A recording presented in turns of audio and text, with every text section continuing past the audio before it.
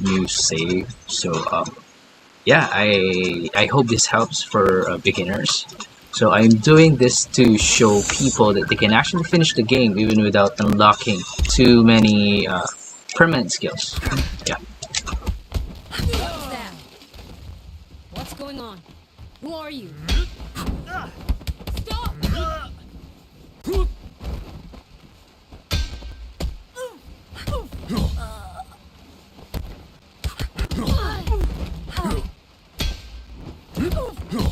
No!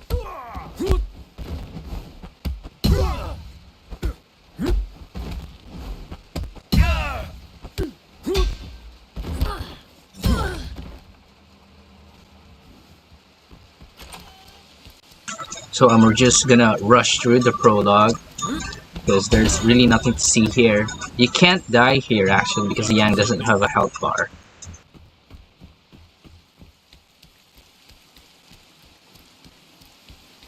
So while I'm going at it, I would like to let you know, guys, that actually you have moves here that gives you invisibility frames, and that's gonna be most likely the most invisibility frames that's gonna give you that move is gonna be the takedown, this one.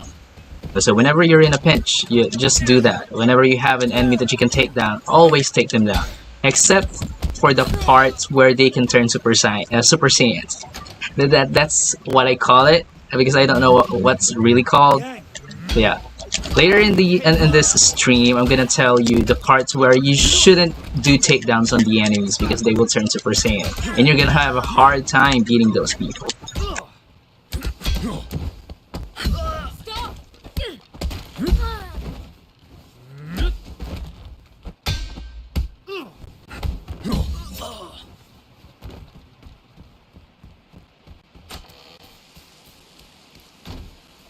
So this here is Fajar. Earlier we saw Shan. And this is gonna be Jinfeng and Kuroki. Stop.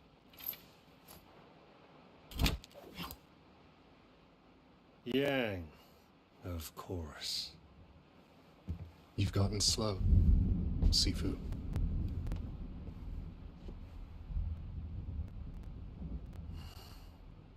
You know why I'm here, don't you? Just step aside.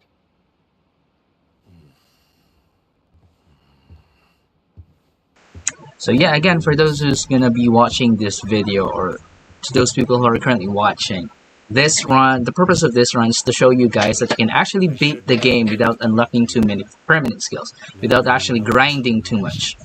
Just having the understanding of the mechanics will get you through it.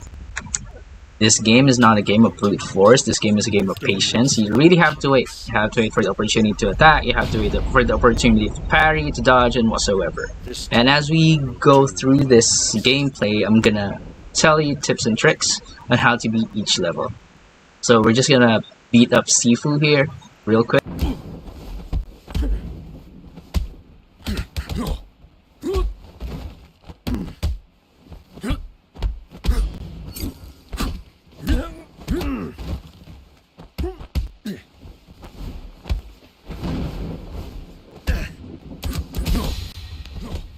By the way, as of my experience, the best Punisher in the game would be Raining Strikes. That's heavy, pause, and then heavy. It's quick, it's fast. Once the first hit connects, everything will connect. When I look into your eyes,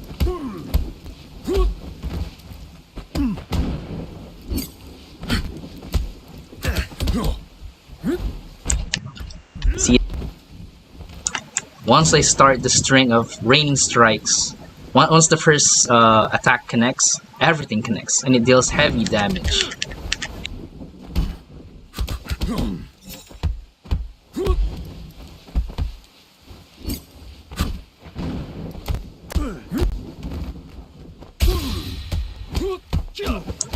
Alright, prologue is done.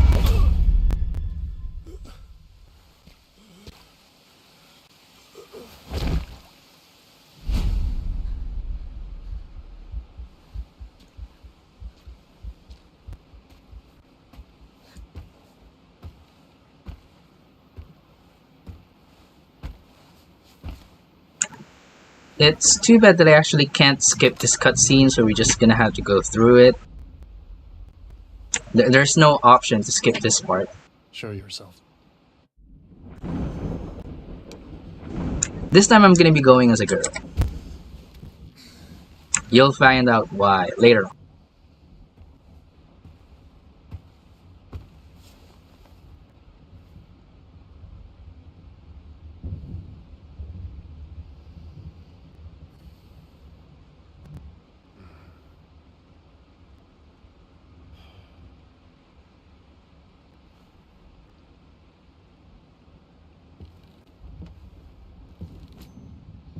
So yeah, again, for those who are watching or for those who just started watching the live stream, the purpose of this run is to show people if they can actually finish the game without grinding to.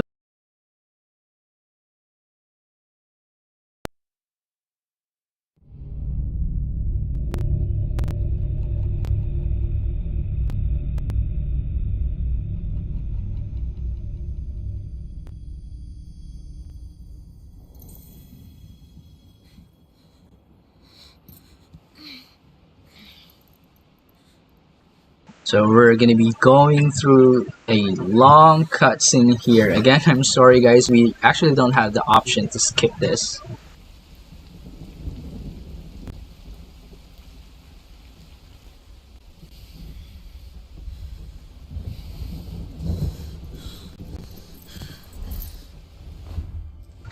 And here we go. The reason why I picked the girl option because I'm actually currently using the Azula mod.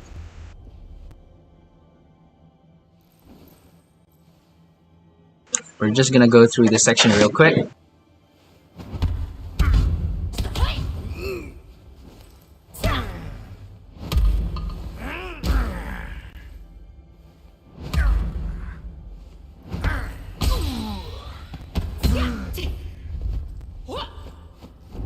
I actually forgot to turn back the music on.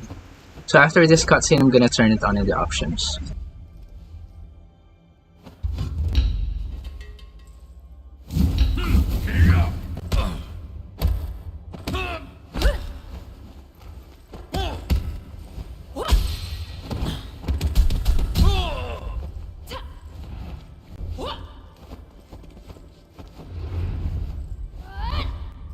So estimated time of completion is gonna be well, probably an hour. I'm gonna try to finish this game an hour in an hour. Yeah.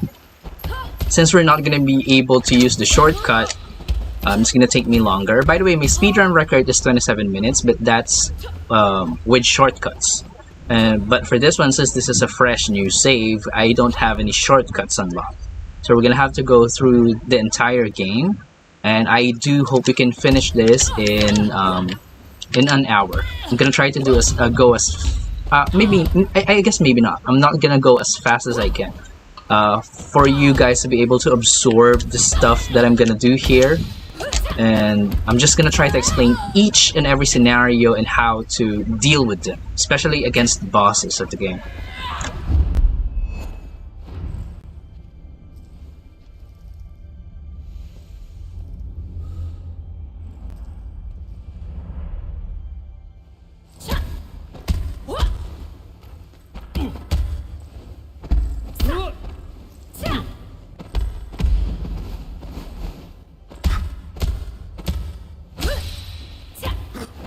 Right, prologue done.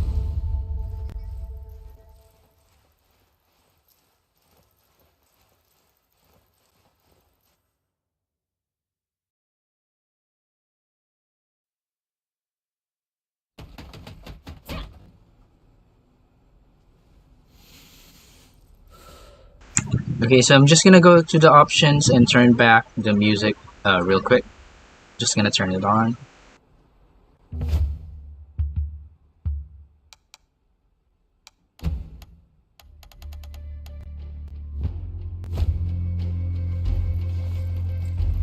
Okay, let's now go through the first stage of the game.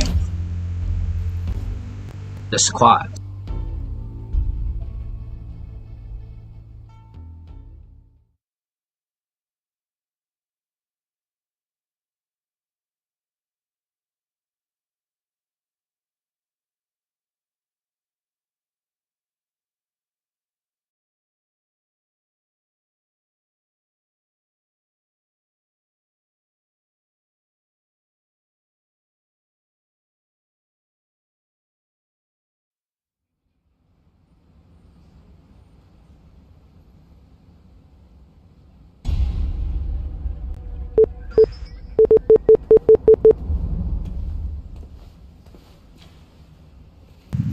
Alright, here we go.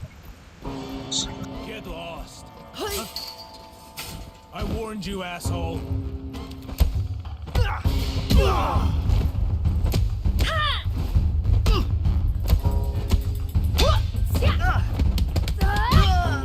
I actually keep forgetting I don't have the spin hook kick yet. That's why there's a delay in the combo. Because spin hook kick is gonna be heavy, heavy, pause, and then another heavy. But since I don't have it unlocked yet, it's not doing it. So I keep forgetting this is a fresh save. By the way, for this run, you gonna kind of want to get this weapon here, and then proceed. Hit this dude first, and this one. There's actually nothing to see here in this area, but if you want to explore, it's your choice. But I'm just gonna move forward. Then, for this guy, you can actually insta-kill this guy. You just have to rush in and then hit him hard. See that?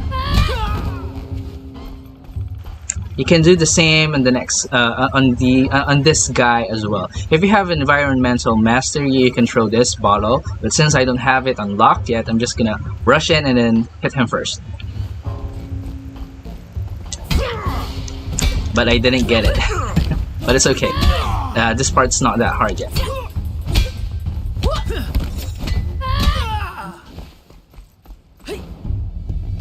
And then once you get to this, you kind of want to hit this guy first.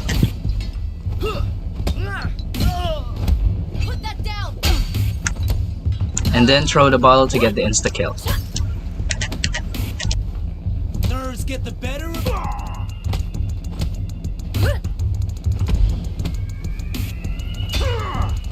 I keep forgetting I don't have the combos yet. I was trying to do raining strikes this time, but then I forgot I don't have it yet. Open it. Open up. This part's easy, just enjoy this part.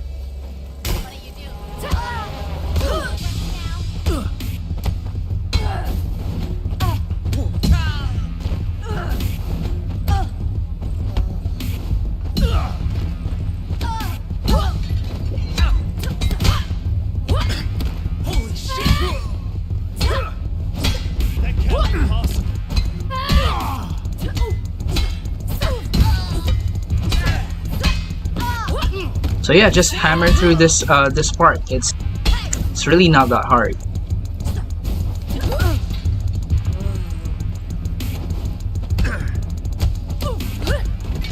Be careful.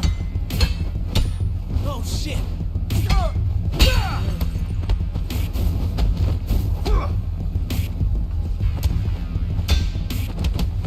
I also forgot I don't have the ground counter yet.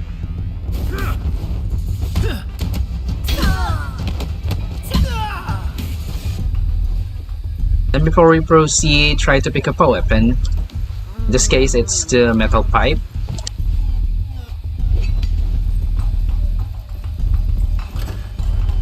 Then just proceed.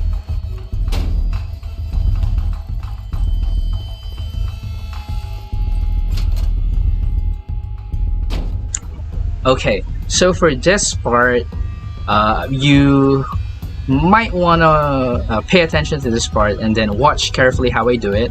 You're gonna have to take the enemies in this order, because if you don't, you see that door in front of me at the end of the hallway.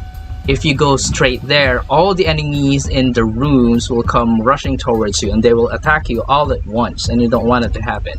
So for beginners, follow the things that I do here and then take out the enemies one by one. So the best way to do this part is going through the door on the left first. Okay, so watch.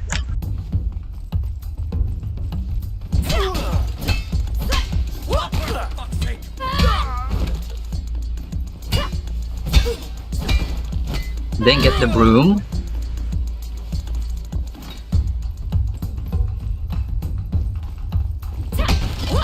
Then take out this guy.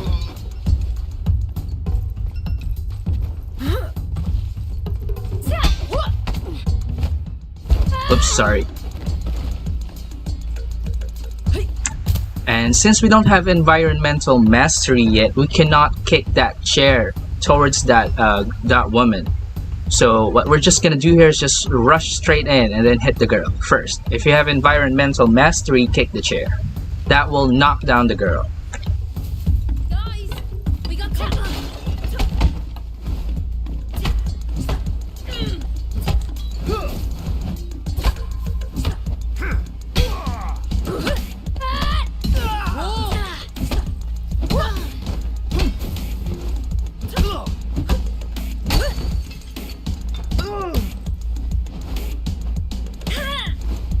Drop your weapons. Yeah, I forgot to mention that if you try to do takedowns in this part, the mobs have a chance to turn into Super Saiyans. So it's your choice. If you have high enough health, don't do takedowns. But if you're low on health, if you want to take them down, it's up to you.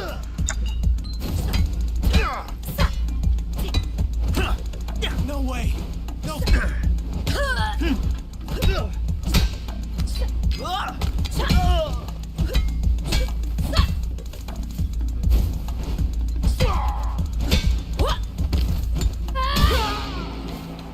Alright, now after dealing with these people, just proceed. You see, if you didn't kill the mobs in the rooms, there's gonna be additional 4 mobs that's gonna rush to you, and you're not gonna like that for the first stage. For a beginner, you're not gonna like that. So take them down one by one, follow what I did, and you'll get through it. So for this one, this is gonna be our first Dragon Shrine. So what I want to unlock here first is that it's actually up to you which upgrade that you want to take first. But if you're a beginner, I highly suggest taking health gained on takedowns. This is going to increase your health gain whenever you do takedowns, whenever you execute mobs. Or you can actually pick this structure reserve. This is going to increase your structure. Structures for how long can you guard attacks. By the way, when you guard attacks, you're not going to receive any damage, but you're going to receive structured damage. And once your structure damage limit is reached, your guard is going to break. So that's what's going to happen. So yeah, these are the first 2 things that you can try to unlock first. Health gain on takedowns, or the structure reserve. If you're feeling a little bit confident, you can get either focus reserve or weapon proficiency. These are mostly for offense. Weapon proficiency increases the damage on the opponent's structure when you're using a weapon. So yeah, but for this one, I think I'm just gonna go with focus reserve. And then I'm gonna upgrade my skill. And since earlier I keep forgetting that I don't have raining strikes yet, I'm gonna go ahead and get raining strikes here. If I can, I hope. Oh, okay, I can. Where is it? Alright, this one. Okay, that's my first unlock. So by the way, for this run, I'm not gonna permanent unlock the skills since I'm trying to finish the game, the entire game with 1 run anyway. So yeah. But if you're gonna be playing this, you might want to farm at least I think raining strikes, sliding kick, if I can see that. Where's that? Slide kick. So raining strikes, slide kick, and ground counter. Where is it? Environmental mastery as well is a very good skill. So yeah, those are the 4 skills that I recommend you permanent unlock. Ground counter. This will counter enemies who will attack you while you're grounded. Just look at the animation, how it works. Because environmental mastery, this is one of the best skills in the game. You can kick chairs, you can throw bottles without actually picking them up. So yeah, this will be very handy, will help you a lot. If you have environmental mastery, as I mentioned earlier, you can kick the chair towards the woman and it will knock her down. So yeah, get this one, perma unlock this one. ground counter as well. Raining strikes, of course, the best Punisher in the game. No cap, no doubt. This is the best Punisher in the game. Once the first hit connects, everything connects. So, and you're gonna be dealing a lot of damage to the enemy, especially when the enemy is dazed or confused. Okay, raining strikes. Slide kick is very good for opening up, rushing in. This will knock down opponents, and we're gonna be needing this on the second stage.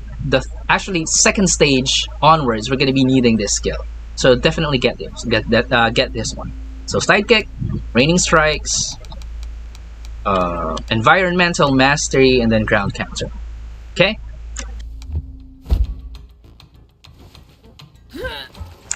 So for this part, just proceed. Came to the wrong place, pal. Oh man. I miss raining strikes.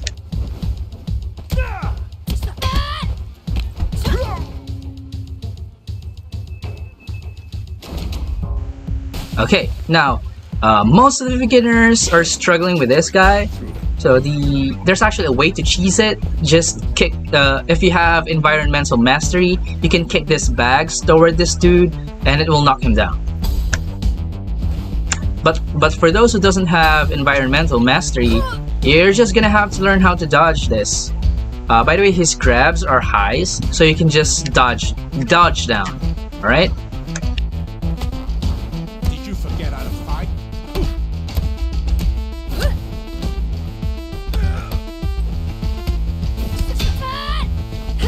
By the way, this dude's attacks are very predictable. They're very slow.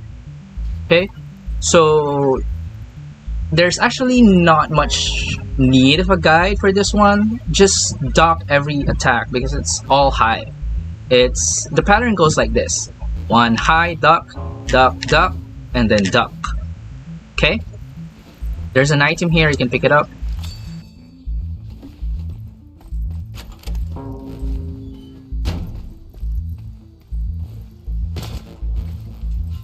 There's a guy peeing at the right door.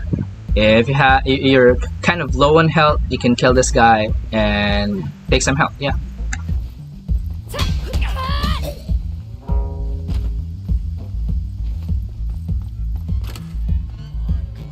This part, another brutal part for beginners because there are a lot of enemies in here. So what you want to do is just rush in and then hit that guy, the one that I'm looking at currently. Hit that guy and you can insta-kill him. Who in the fuck? If you have environmental mastery, kick the bags. Damn, she's on fire.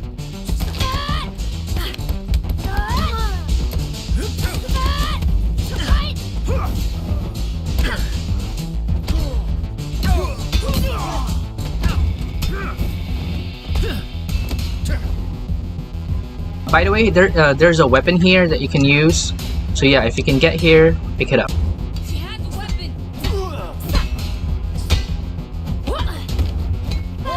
Wait. Not so tough after all.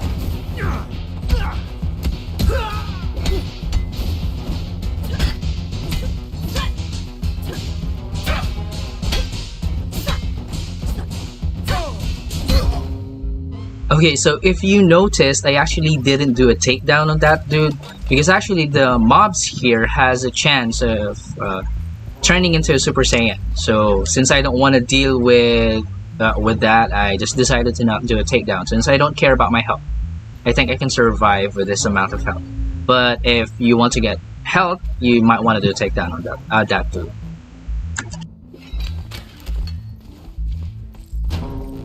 Now, these two are kind of tough, so you might want to keep your guard up, but I really recommend to go through this room since there's a dragon shrine up there.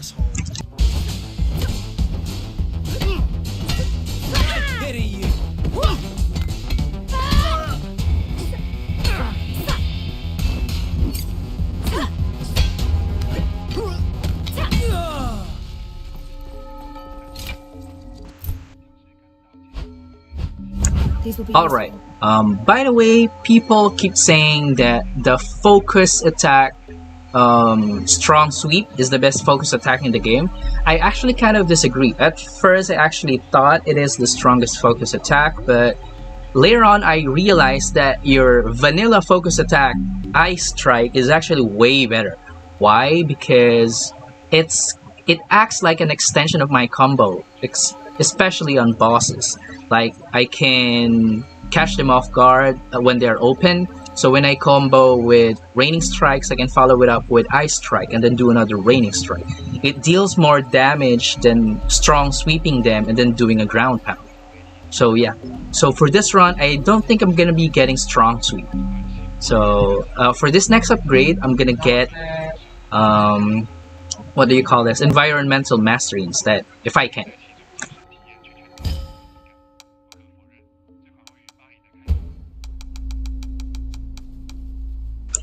Alright, Environmental Mastery is available. I'm gonna get this one.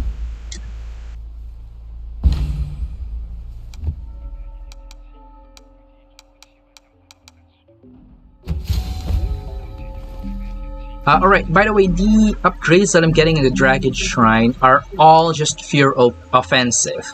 If you're not as confident as I am when going through the levels, you might want to go on defensive. You might want to get the structure bar, the structure upgrade, and the health and takedowns. That's the priority. But if you think you can go through the game without taking too many hits, go with the offensive options.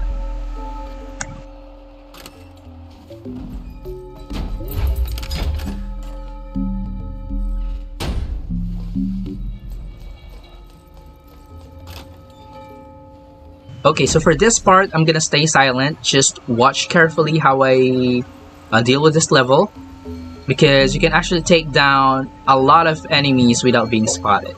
So this is the order of taking them down.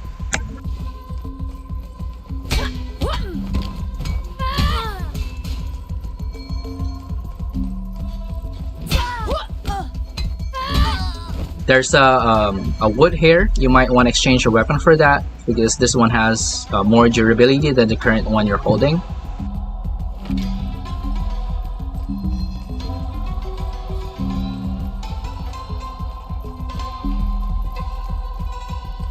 Take this path, and then kill the dude here. Okay, so for this part, you might want to look down first and check and see if this guy here, the one without a shirt on, is looking right here, because he might see you. If he sees you, you're gonna have to engage. If he doesn't see you, you can proceed to that area there. So look to this guy, wait for him to leave, go.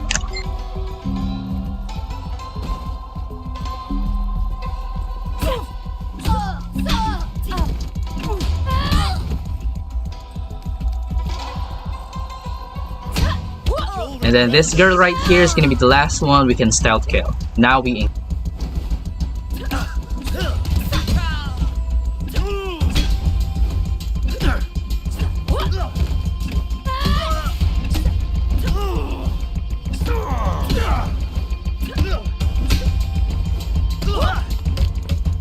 So the dudes here can turn Super Saiyan.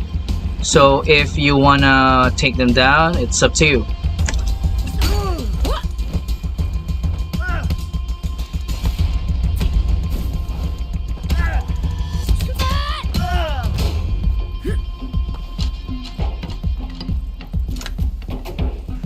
By the way, I actually don't remember where to get the collectibles. By the way, there's a metal pipe here. Pick it up real quick. So yeah, I don't remember where to get pick up the collectibles, because I just did that once, and I have been speed running this game, so I don't remember where to get those. So it's gonna be up to you to find them, right? What I'm gonna be just showing you for today is how to deal with the mobs here. Now for this one, for the next area before I enter, there's gonna be 3 mobs here and 1 fatso. You might want to rush in and then hit the fatso first. That's gonna insta kill him. Boss said nobody gets through. George stayed. See that?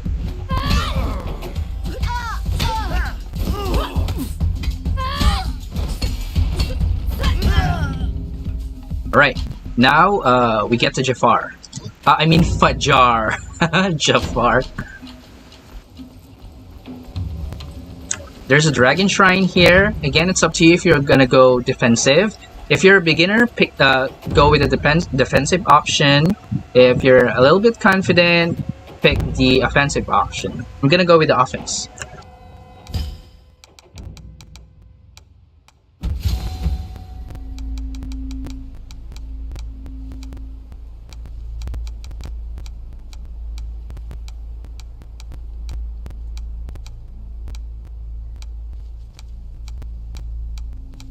I'm actually thinking which one to get here.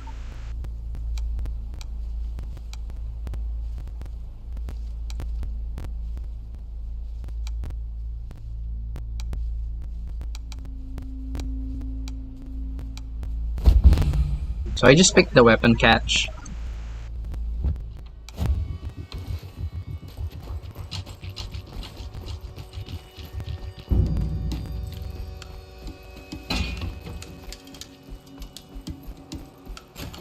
So in this room, there's actually a door here that you can unlock, but you're not gonna be able to unlock this until you finish the game, because the key is gonna be from this, coming from the sanctuary, and that's gonna be stage 5. So yeah, don't mind opening this one, just proceed. And here we are with our first boss fight, Fajar. Okay, so there's actually not much going here. Fajar is really easy.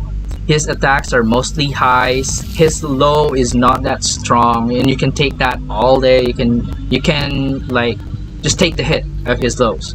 But most of his attacks are highs, so you just want to duck that by pressing L1 and then down.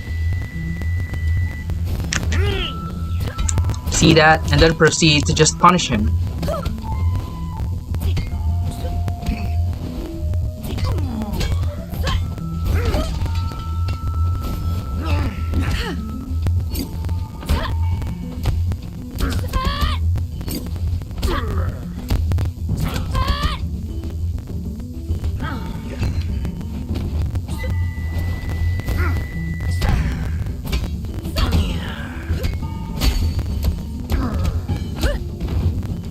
See that? Just continue hitting him.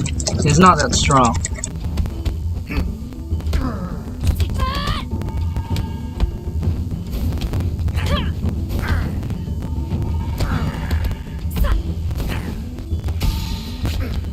I'm taking 2 minutes because I'm actually trying to show you guys how he moves. But yeah, as you can see there, all his attacks are just highs. His low wouldn't even trip you down, wouldn't even knock you down. So don't worry about dodging it. Just duck the highs, and that's it. So there's actually a weapon here that you can pick up as soon as the fight starts. I'll show you where to get it.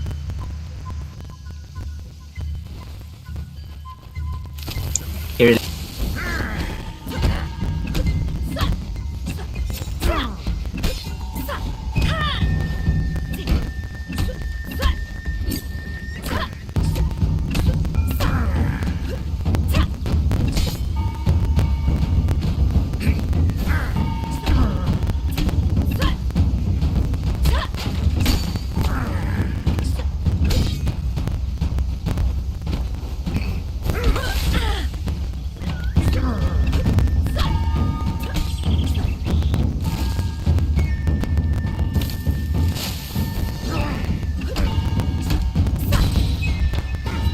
And done. He's that easy. And if you can see the attack that he did there, where he jumped from the bamboo trees, that's actually a high. You can duck that as soon as don't duck early, because you're gonna get hit and your structure bar will get filled instantly. But yeah, that's it. He's really easy. If you can't beat Fajar, just uninstall the game.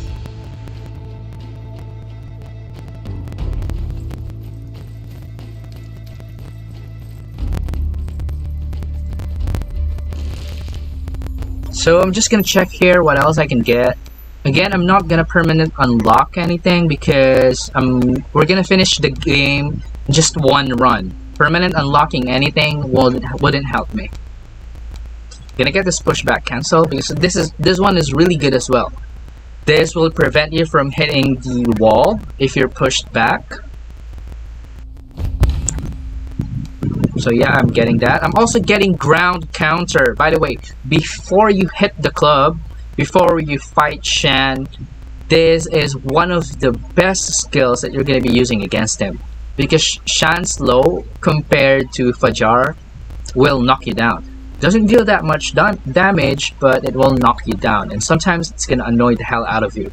So to counter that, just take the low and then just do a ground counter, which will knock down Shan in return. So I'm gonna show you that later once we reach Shan. So I'm just gonna get the skill and then let's proceed to the club.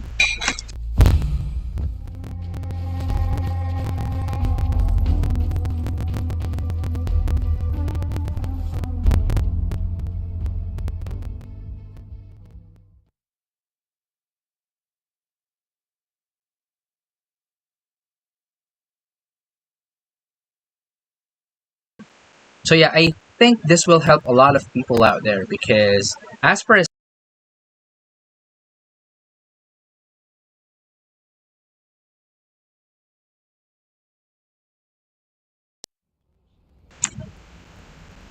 as per statistics, this is the part where a lot of players are struggling with. I mean, I can't blame you guys. There are a lot of burning disciples here. The burning disciples are the ones who are wearing like red clothes with bandages worn like their gloves. I'm gonna show later on. So yeah, since a lot of people are struggling here, I'm gonna show you how to hit the stage. Let's go.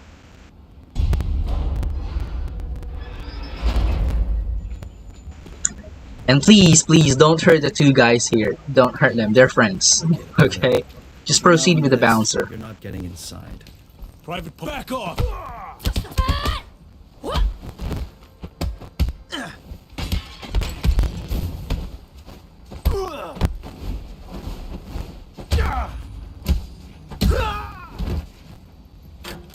So, by the way, the best way to play the defensive here in Sifu, I have mentioned earlier that this game is not a game of brute force, but a game of patience.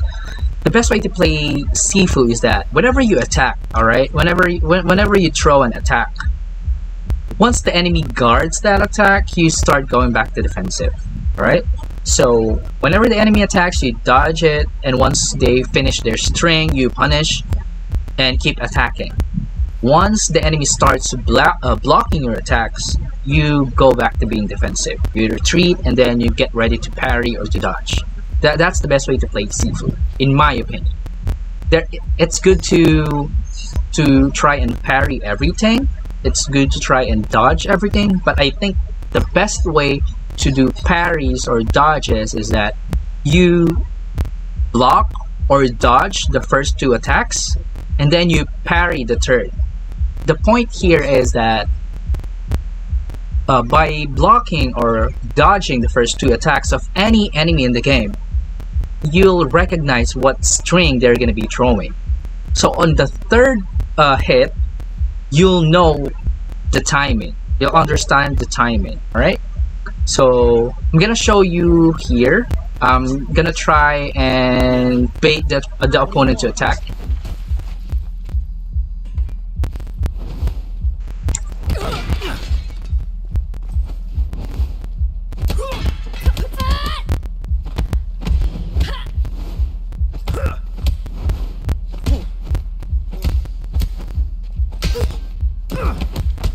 Okay, they're not throwing 3-string attacks. I forgot about.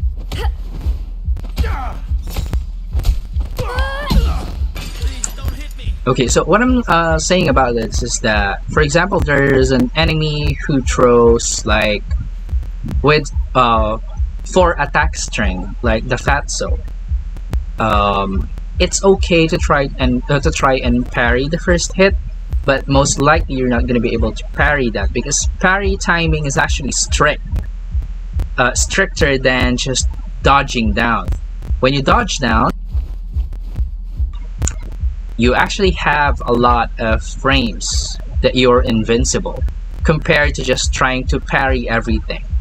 So the best way to play defensive and offensive at the same time is that you dodge the first 2 attacks, because it gives you a lot of invincibility frames than just trying to parry the attacks at first try, because you might get hit. If you want to go for a clean run, dodge the first 2 attacks and then parry. Alright, that's the best way to deal with crowds, best way to deal with bosses. Dodge, and then parry. It's safe, it's effective, and it's gonna deal massive damage if you can pull it off consistently. And it's not that hard to do. Just have to pay attention. And for this one, get this baseball bat.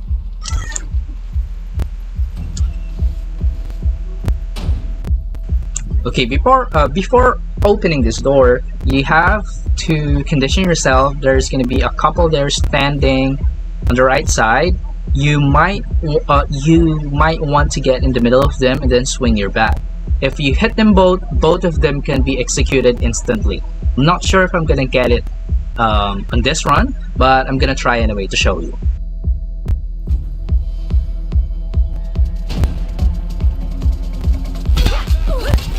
There we go, see that? Double takedown.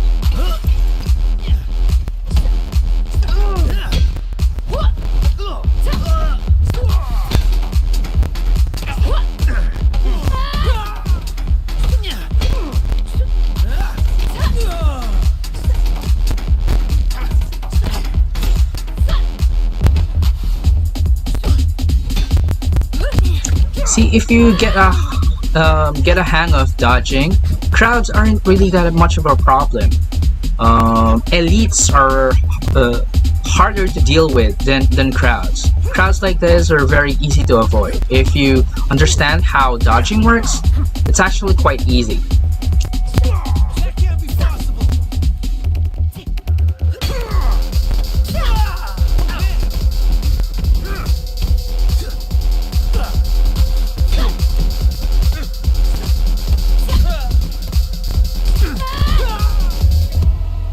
And this girl is really not much of a problem. If you have to focus, spend it. She's gonna die almost instantly.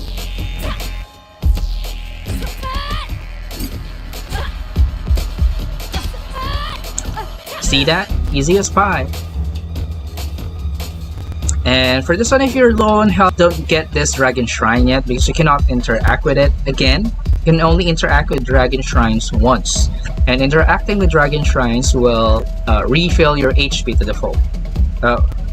Will heal you to full HP. So you might want to deal with the mobs in this door first. If you think you can deal with them without dying. If you think you're gonna die because of low HP, get the shrine. If you think you can survive, get this mob first, so that after the fight you can heal up.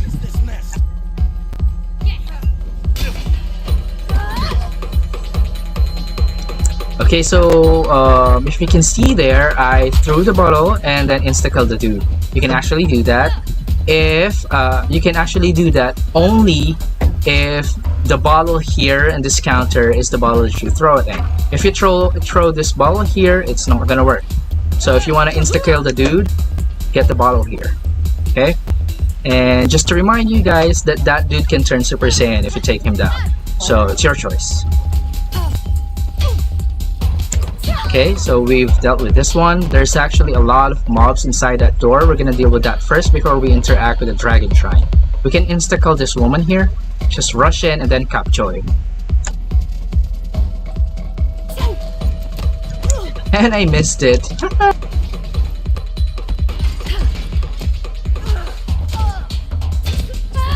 So for this one, for this sequence, get out of this room because it's hard to fight inside a closed space, and this one's more.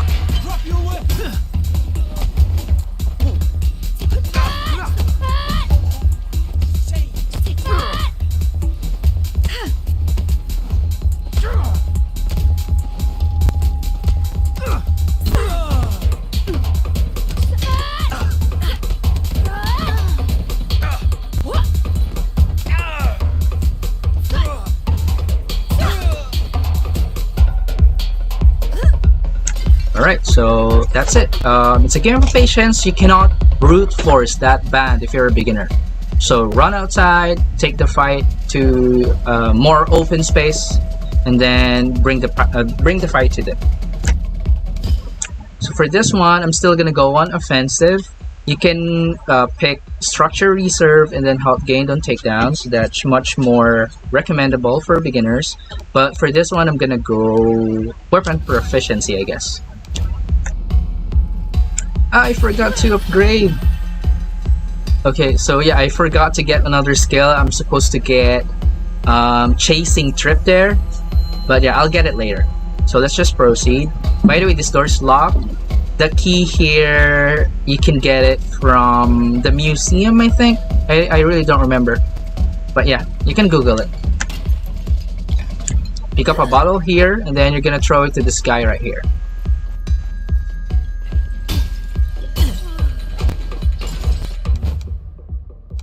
Oops. I keep on pressing. Holy shit! So yeah, you can just throw this guy off this ledge, and then it's gonna do massive damage. Doing so will just put your enemies down to just 2, so it's easier to deal with it. If you're not gonna throw him, you're gonna deal with 3. So it's better to throw him out of the ledge. Yeah, let's proceed. We're gonna kill Winter Soldier here.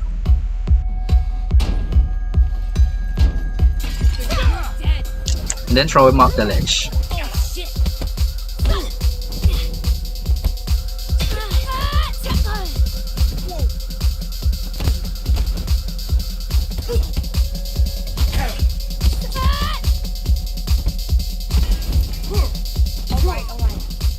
Okay, so as you mentioned, I didn't attack this girl right here because if you actually don't attack her, you're just gonna have to deal with the 3 here. If you attack her, you're gonna have to deal with 4. If you can't handle 4 enemies at once, don't attack her. But if you want to get more XP, go ahead and attack her. So for this one, I'm just gonna attack her because I want more XP and I want more unlocks for this run.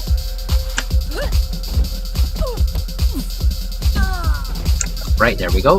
So for this one, for the giants, what you want to do here is you want to break the 2 walls here, or the 2 dividers here. It's gonna drop a weapon, and they are very weak to it. Watch what I'm gonna do on this one. Break this one, and then pick up the weapon.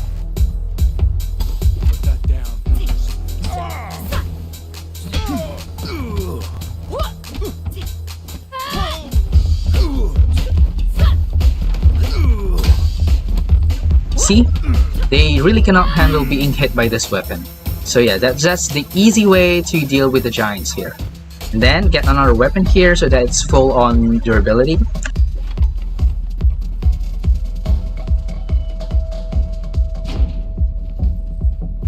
Okay, so for this section, you're gonna be going up against 2 dancers. Dancers are the women who does backflips of sort, who does lots of kicks. I know what you know. I know you know what I mean. So the best way to deal with them is this. Watch. That's closed for tonight. Keep your distance.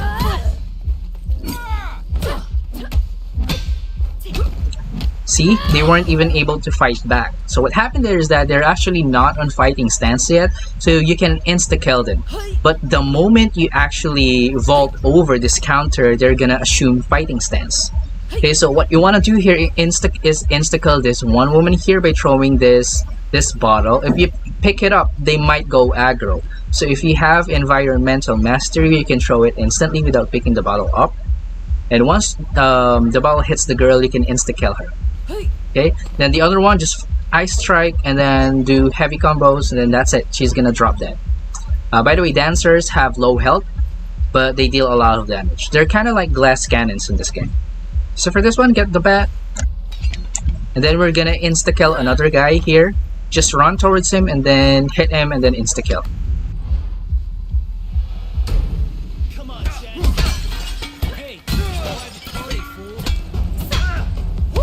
I actually missed it. But yeah, the guys up here, you can just let them be. Leave them alone, but since I want more XP, I'm gonna hit them. But if you have low HP and are not confident to deal with more enemies, don't hit them. Okay, but I'm gonna hit them for this run. Okay, so before we go down there, you're gonna be facing with 4 enemies. Where are they? Okay, that's 4 enemies. The Fatso, you can, what I recommend here is that you deal with Fatso first. You kill that fat dude first, then take him down. I do not recommend doing takedowns against those other enemies right there, except Fatso, because they can turn Super Saiyan. Okay, so if you don't want to deal with Super Saiyans, don't do takedowns on them. But if you're confident, just go ahead.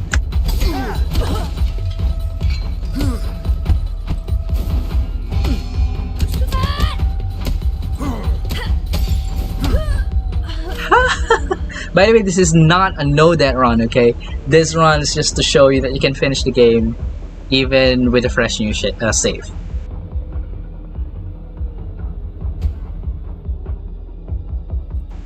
Ah yeah, I forgot I actually can get new skills when I die. So yeah, I'm just gonna get Chasing Trip. There we go.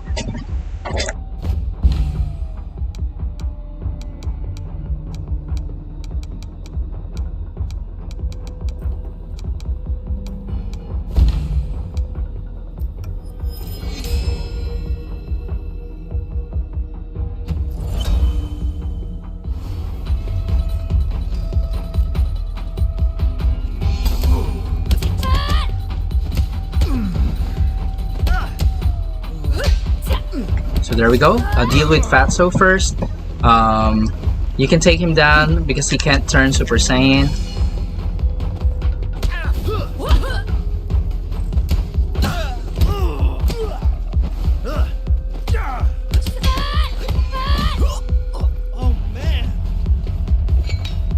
Okay, so this one dude here is probably gonna turn Super Saiyan if I take him down. But I will anyway, just to show you guys.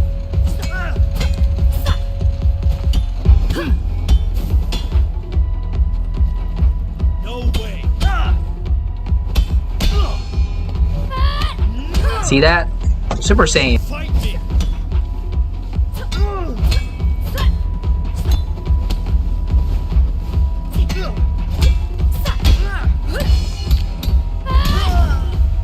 Okay, so for that section, it's actually okay even if you finish this section with low HP. Because the next guy that we're gonna be fighting is not gonna fight back. Alright, this is gonna be the first Burning Disciple that we're gonna be facing in the stage. So what we're gonna do here is that once you enter the door, you approach him slowly. Do not do anything, do not attack, do not guard, do not parry. Wait until he finishes his line. And once the option pops up for your answer, for your reply, just pick Let Me Through. And he's not gonna attack after that. Okay, I'm just gonna show you. You were not supposed to be part of tonight's crew. Let me through. I don't want any trouble.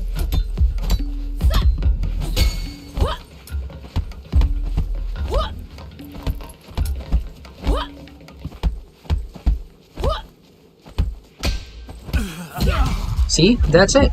You actually really don't have to fight that dude. Just approach slowly, do not do anything, and then that's it. Okay, so for this one, there are 2 doors here. The correct one is going to be taking this door. It's going to lead you to the gym, the fighting gym, where fighters are getting ready. You don't have to fight them, actually. It's your choice. If you want to get more XP, fight them. If you don't want to, get engaged in a fight with a lot of enemies, just go through the door. They won't attack you unless you attack them. For this one, this is going to be the room that leads to the guys with neon costume. This will lead you to the computer area where the guy at the end will give you a flash drive a USB to unlock Jin Feng's computer at the 4th stage. But on your first run, the guy won't give you the USB. You actually have to get to stage 4 first, and then go back to this stage, go back to the guy, the hacker that we're gonna be seeing at the end of this run, at the end of this area, and he will give the flash drive to open Jin Feng's computer. But for now, even if you go here, you're not gonna get anything. Let me show you.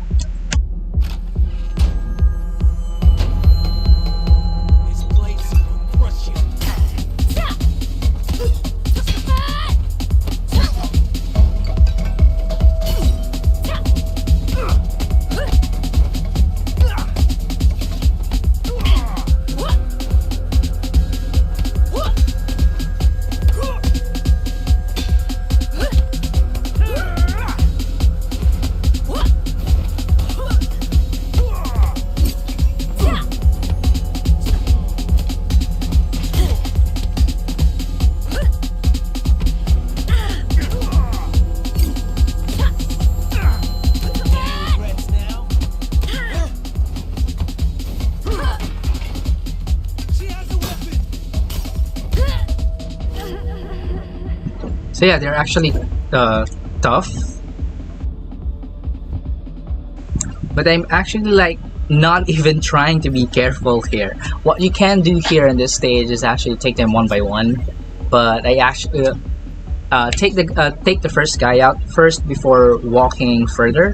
What I actually did here is that when I was fighting the second guy, I accidentally get near the guys.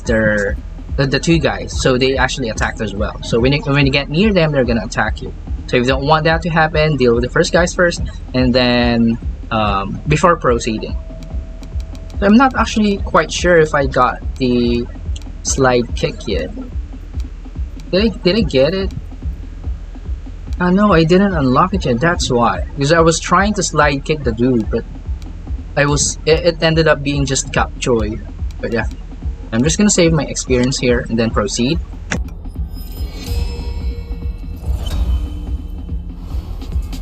Haven't you had enough?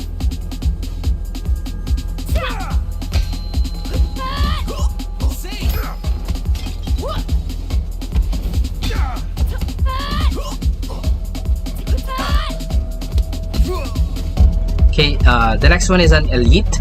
So for your first run, I actually don't recommend you to go through this room because this will lead to nothing.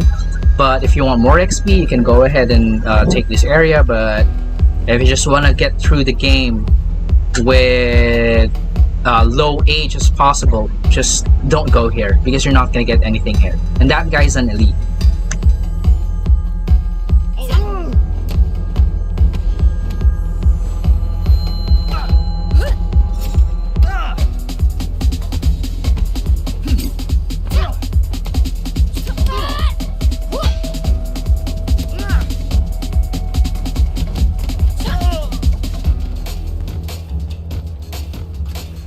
Okay, so this is the end of this area. This is actually the dude who's gonna give you the flash drive for Jin Feng's computer at stage 4, but he's not gonna give you anything no matter what you answer here. I'm not looking for a fight. He will only give you the flash drive once you see Jin Feng's computer at stage 4. Alright? So for beginners, do not go here. Just go straight to the fighter's gym. Okay?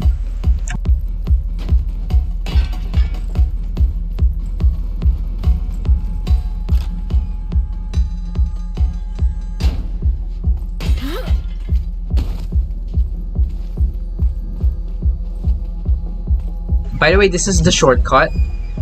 If you have the key, this is the first area. If you have the key, you can just go straight here.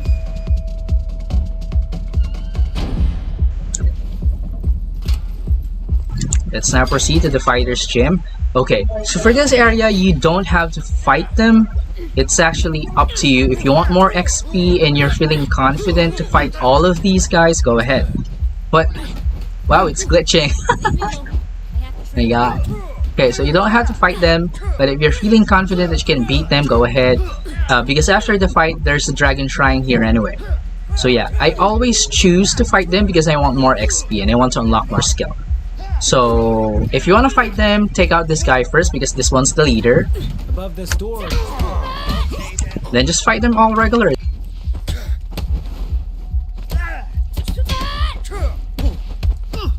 Holy fuck!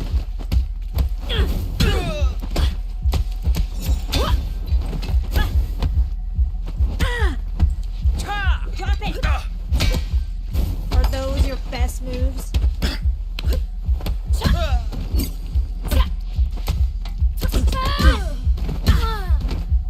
That's it. The fight is not that hard. Yeah, just go through it.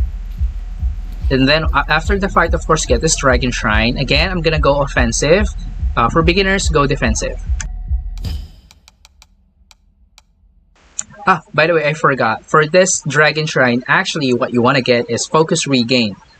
Because the boss, Shan, we're gonna be dodging a lot of his attacks. And when you get this skill, focus regain, whenever you dodge, you're gonna regain a little bit of focus and you can spam him with Ice Strike. So yeah, this is a must here in the club. Then get this pipe here. Then just proceed. Okay, so for the next section, I'm not gonna talk too much. You just gotta have to watch. But I'm gonna try to speak anyway. The reason why I'm actually having a hard time speaking while fighting is that my mic toggle is on my keyboard and I'm using a controller. So yeah, that's why.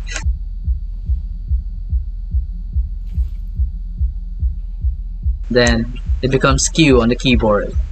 So yeah, whenever I talk, my button input sometimes doesn't work. So I'm gonna keep quiet here and just follow what I do. Once you enter, you might have to take the second door on the right. Stand there and then attack the first enemy that you'll see. Okay, I'll show you.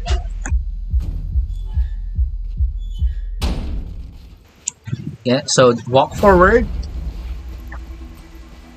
Okay, so this is the first door, the right. This is not the door that we have to stand in front of. This is. Stand here. Stand there and insta-kill this guy. This girl. Then proceed with the fight. Not that hard.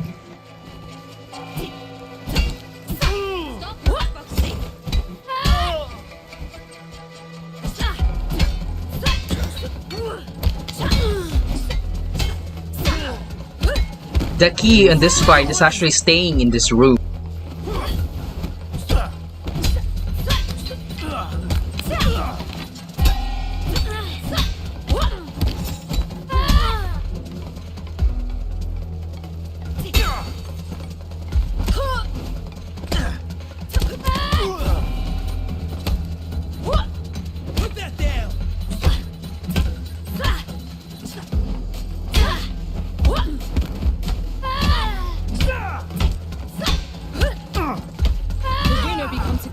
Okay, once the goons are dealt with, proceed to this stair and then immediately throw the brick.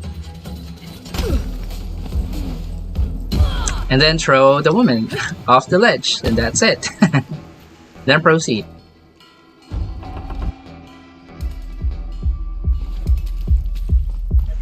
Okay, for the next segment, you're gonna have to be fast. Once you open this door, run in, throw the staff from the floor, and then attack.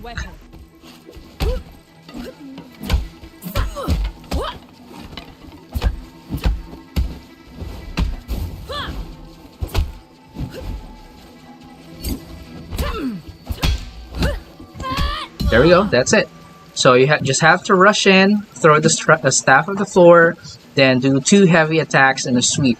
That will disarm her and deal a lot of damage. Then proceed. So this is the part where everyone is actually having trouble with. The 2 burning disciples, the girl and the dude.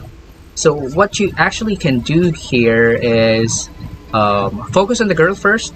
Once she's dealt with, you can just one-on-one the guy. That's it. Spend your focus bars on the girl. She'll immediately die. She doesn't have that much health. Then you can just one-on-one the guy. Okay, I'll show you.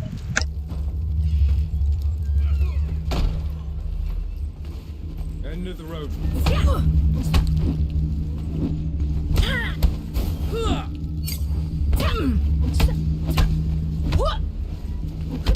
Come on, wake up!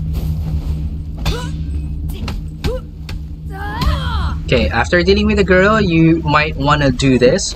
Run like this, get to the ledge, and then wait for the other dude to...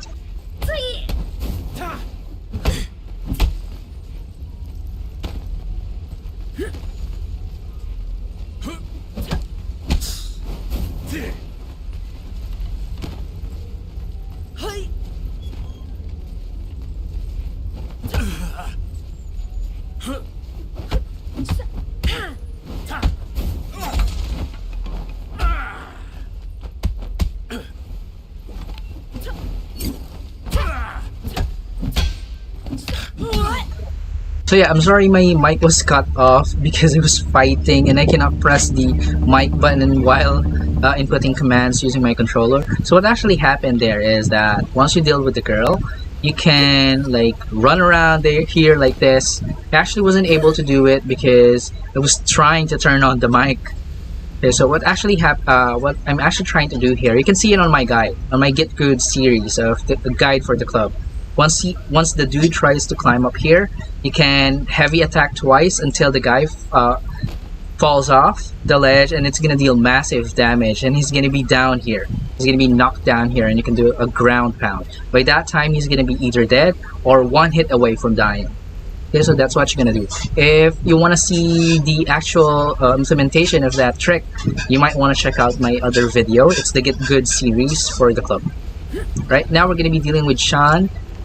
For this one, drop the staff. It sucks versus Shan. So yeah, we're just gonna drop that, and we're gonna get focus regain here again, because we're gonna be dodging a lot of Shan's attack. By the way, first phase Sean, all attacks are just highs, so just duck everything and then punish with raining strikes. That's it.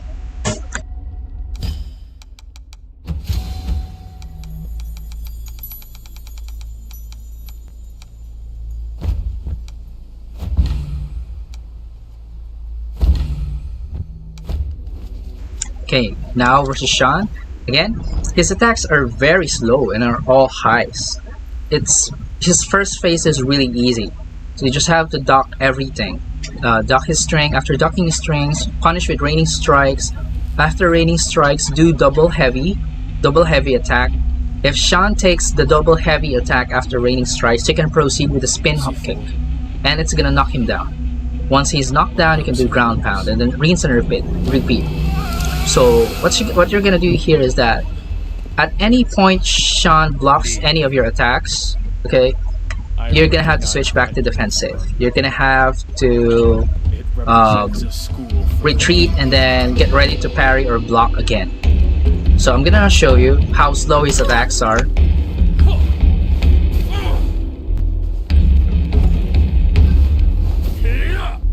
I mean, that's it. It's slow.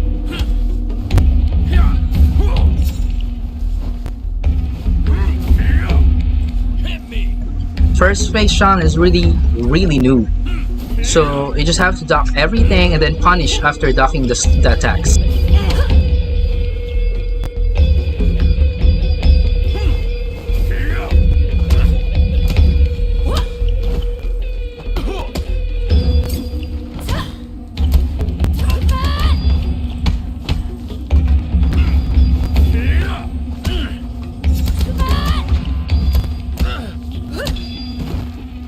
See what I did there? Once the two heavy attacks hit, you can proceed with the spin hook.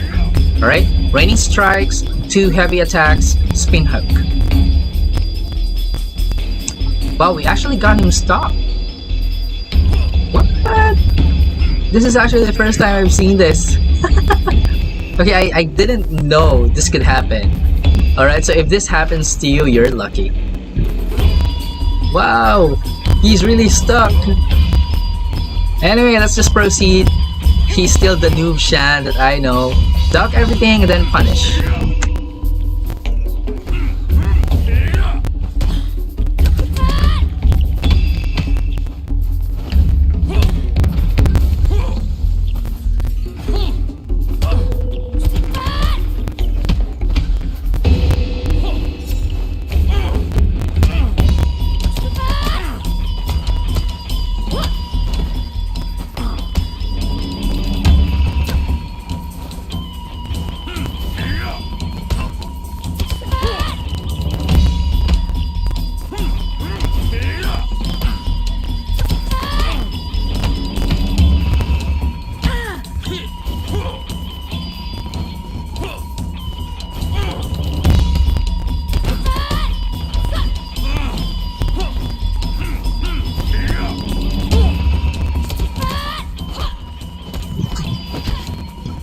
That's the first time that ever happened to me. Like, he got really stuck back there.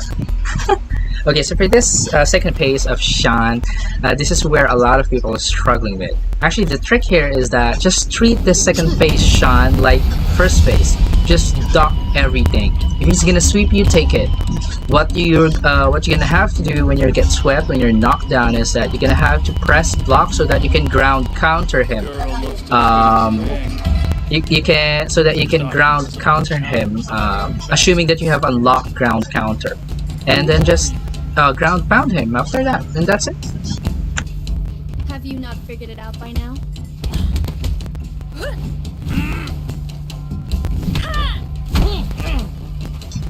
See that? That's it.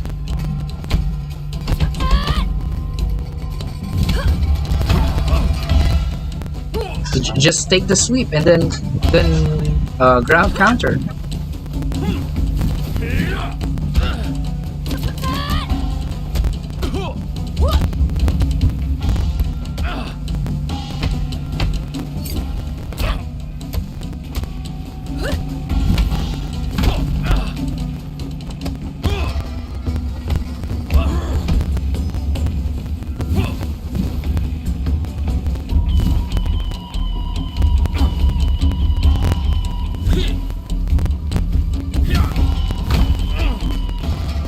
But then, of course, if you actually have the skill to dodge the low, go ahead, like what I did just back there. If you can see the low, go ahead and dodge it. But if you cannot see it, don't worry about it. Just take it and then just ground counter.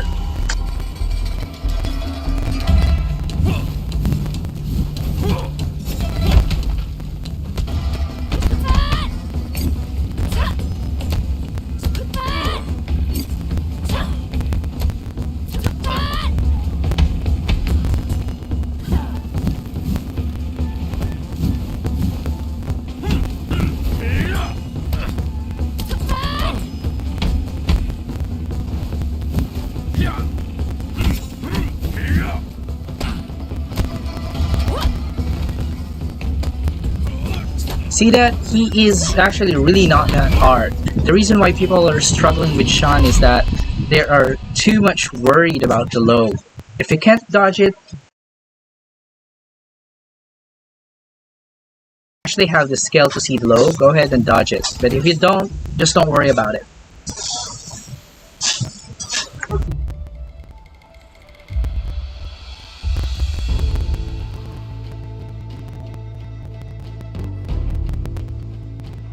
Alright, so that's how to beat Shan. Okay, let's now proceed.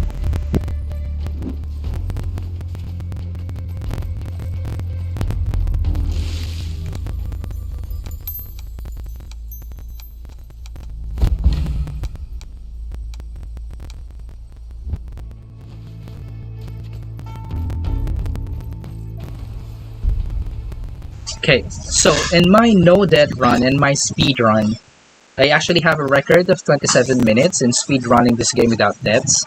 But when I did a no-death run for the first time, the museum is no-death run and then no.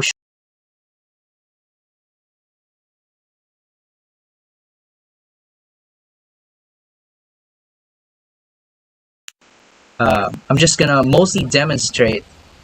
I'm just gonna mostly demonstrate how to beat the game and focus on the gameplay so that you can see how to do it properly. Alright? So for this fight, take the knife. Every time you have to choose between the knife or the bat, take the knife.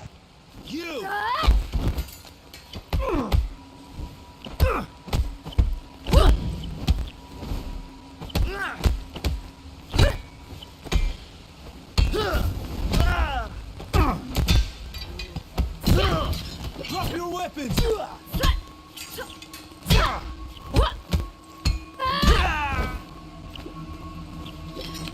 There we go, take the knife. By the way, if you have... I actually do not know if I can charge this without the charge back fist skill. Let me just try. Yeah, I forgot I cannot charge this. So, what actually happens here is that if you have unlocked charge back fist, you can do an insta-kill with the knife. by holding triangle or heavy, and you can charge the knife, and once you let go of the charge, whatever it hits will be insta-kill. But since I don't have the charged back fist unlocked yet, I cannot do insta-kill. So later on, I'm just gonna unlock it. I'm just gonna proceed because I'm supposed to insta-kill this fatso right here. Because in this area, when you enter here, there's gonna be a baseball dude boy waiting here. Alright, then there's a fatso here, which I just insta-kill with the charged back fist with a blade, with a charged stab. But since I don't have charged back fist unlocked yet, I mean, I cannot insta-kill this fatso, so I'm just gonna kill him normally. Not too bad.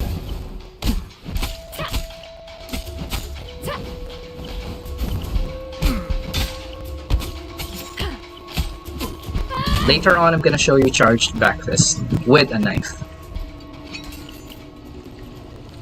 Now for this area, proceed to this spot, right here, and then throw. That will insta-kill this dude.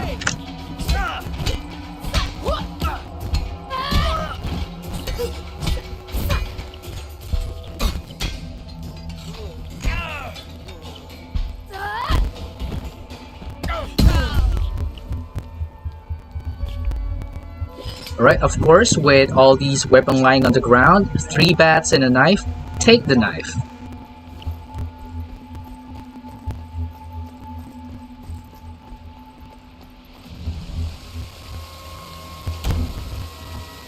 This is as far as you go.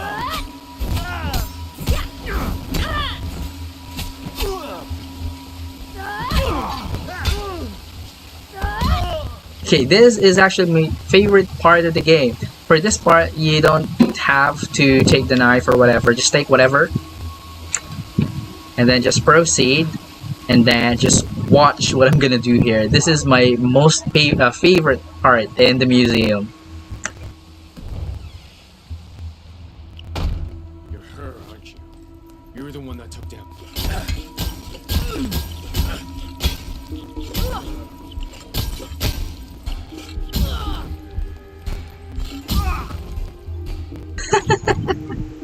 See that? So that, yeah.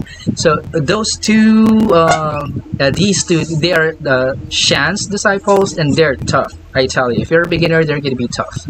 So if you want to deal with them as easy as possible, that's the way to do it. Just throw the light bulbs. Then, of course, before leaving this room, get a light bulb. We're gonna insta-kill one of these guys. Yeah, that's it. That's how you insta-kill. Throw the light bulb and then slide kick.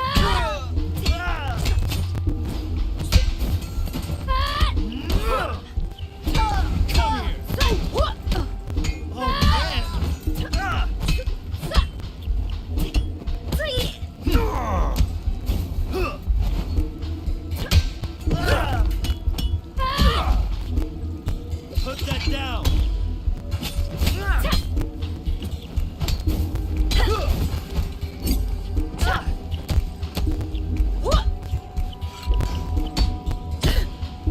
She can't keep up.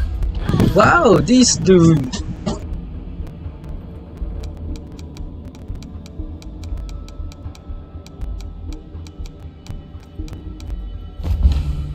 Yeah, so yeah, that's the charged back fist. You're just gonna have to hold heavy until it charges. If you're holding a knife, that's gonna insta-kill.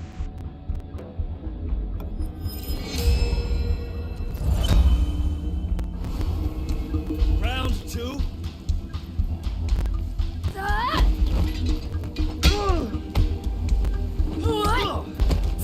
Okay, again, look for a knife, take the knife.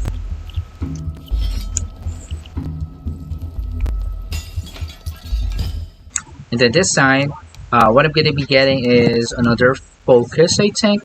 No, weapon durability. Yes, we're gonna have to bring the knife to Koroki.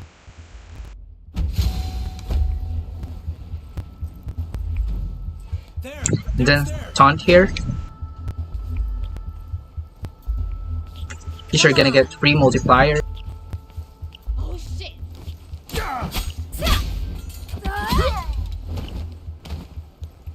then just proceed normally. This part is not that hard. Just remember that the dudes can turn Super Saiyan while the females can't.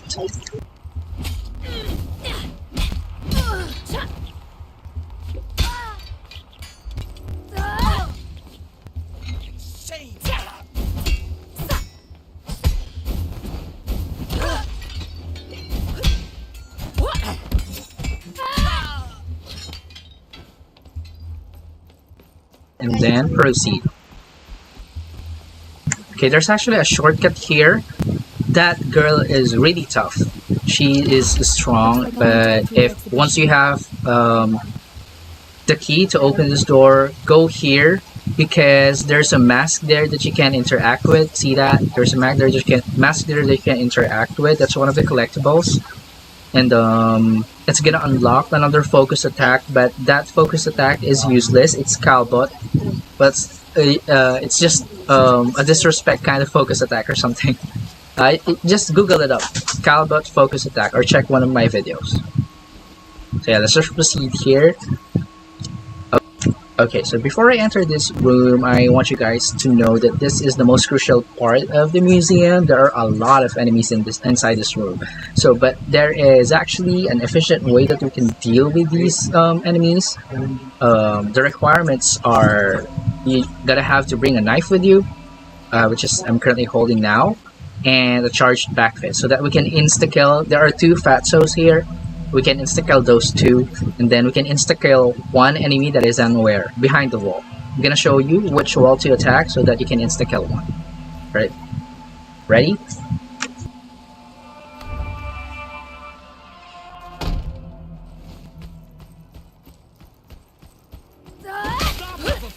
Immediately focus here.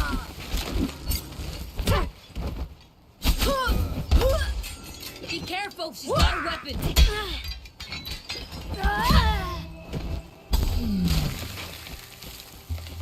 Okay, I actually messed it up. I missed the charge stab opportunity because I got hit, but I was about to hit the Fatso. But we have another chance here anyway. So what you want to do here is you want to deal with the Fatsos first, isolate them, and once they're far from the group, Ice Strike and then charge stab.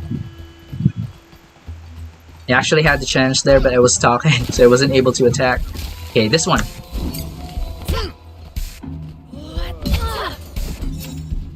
She has a weapon.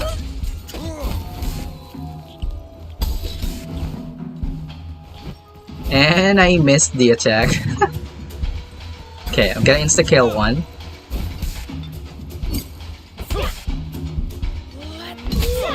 Nerves get the better of you.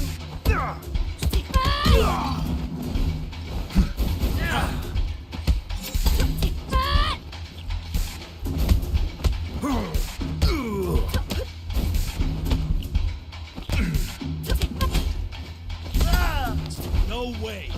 No fucking way.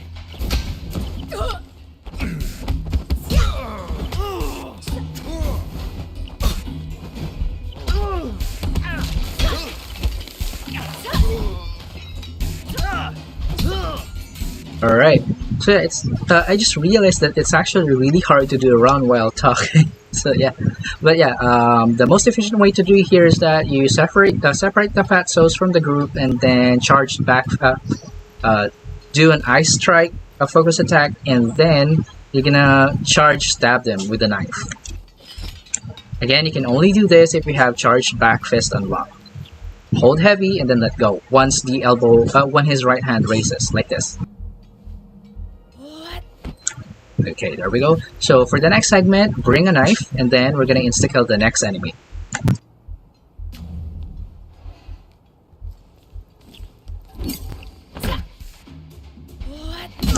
Just like that.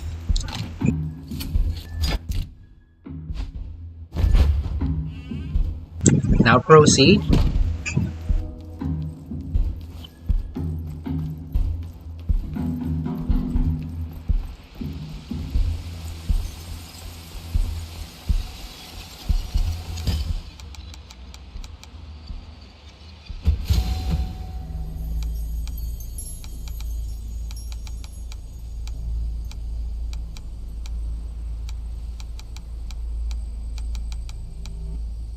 Okay, so actually, looking at the skills that I haven't unlocked yet, there's actually nothing else that I need here.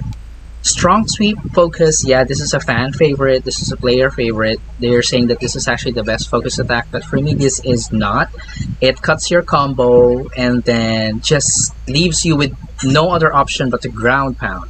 For me, the regular Ice Strike is still better because it can extend your combos. I actually don't use strong sweep focus.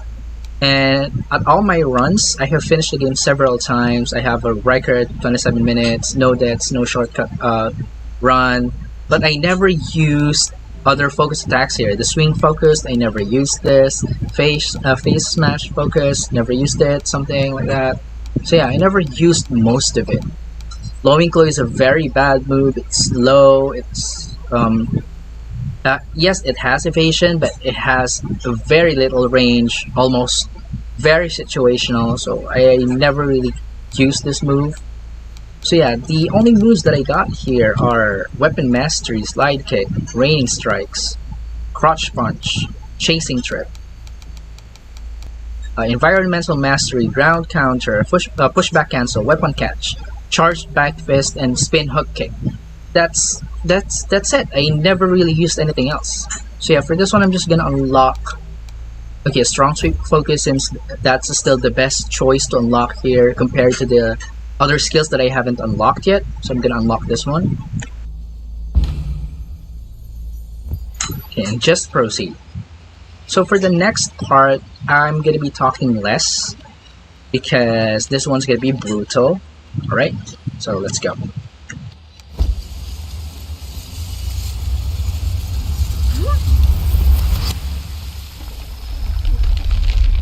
Right, so what you want to do here actually is to collect 3 knives, okay? Collect 3 knives. It would cleanse us both physically and spiritually. Water has the power to finally set us free.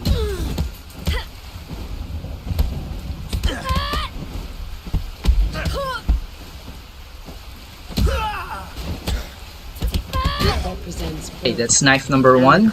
We have to collect 2 more. We have to get 3 knives, okay? Water is the key to being reborn. It is considered redemptive in nature.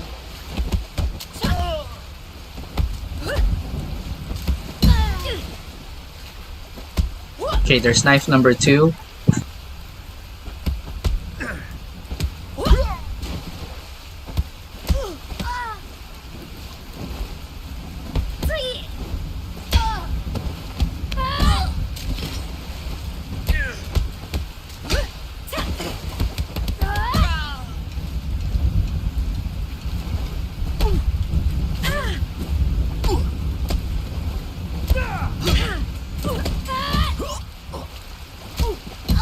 Okay, that's knife number 3.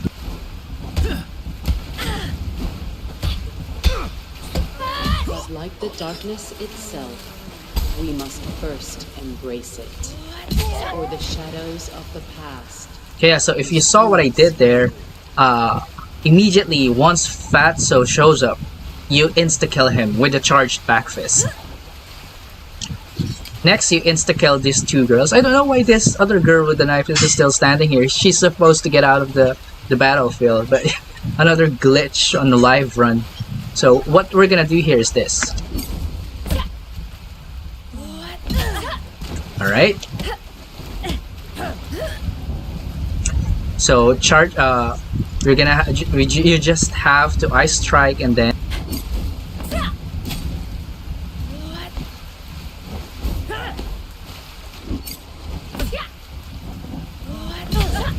so yeah, that's it.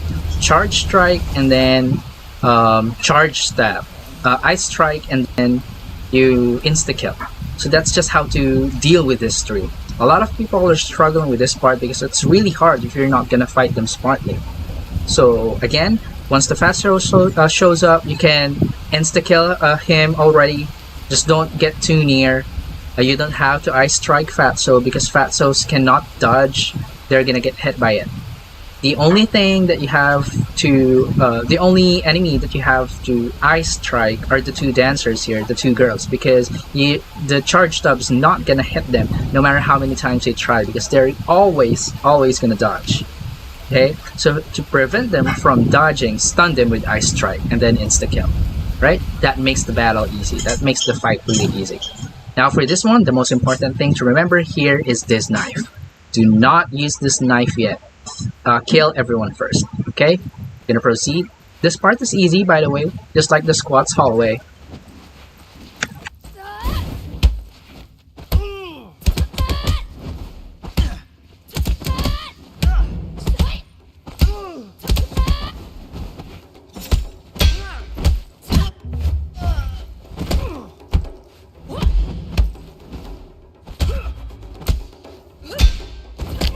So what you actually have to do here is that deal with the two goons first before taking this black knife.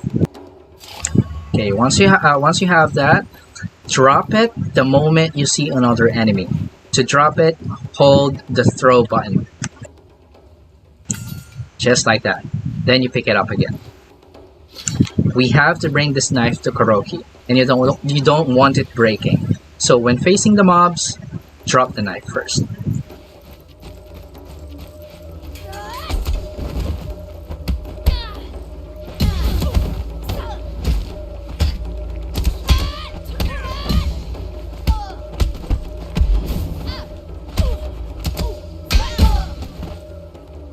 Get the knife again, pick up the knife, proceed. Rinse and repeat.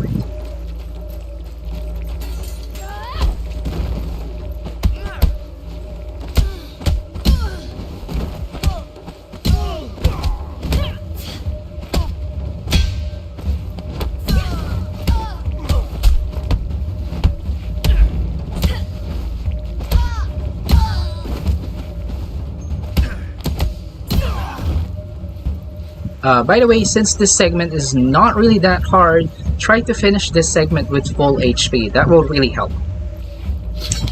Okay, let's proceed.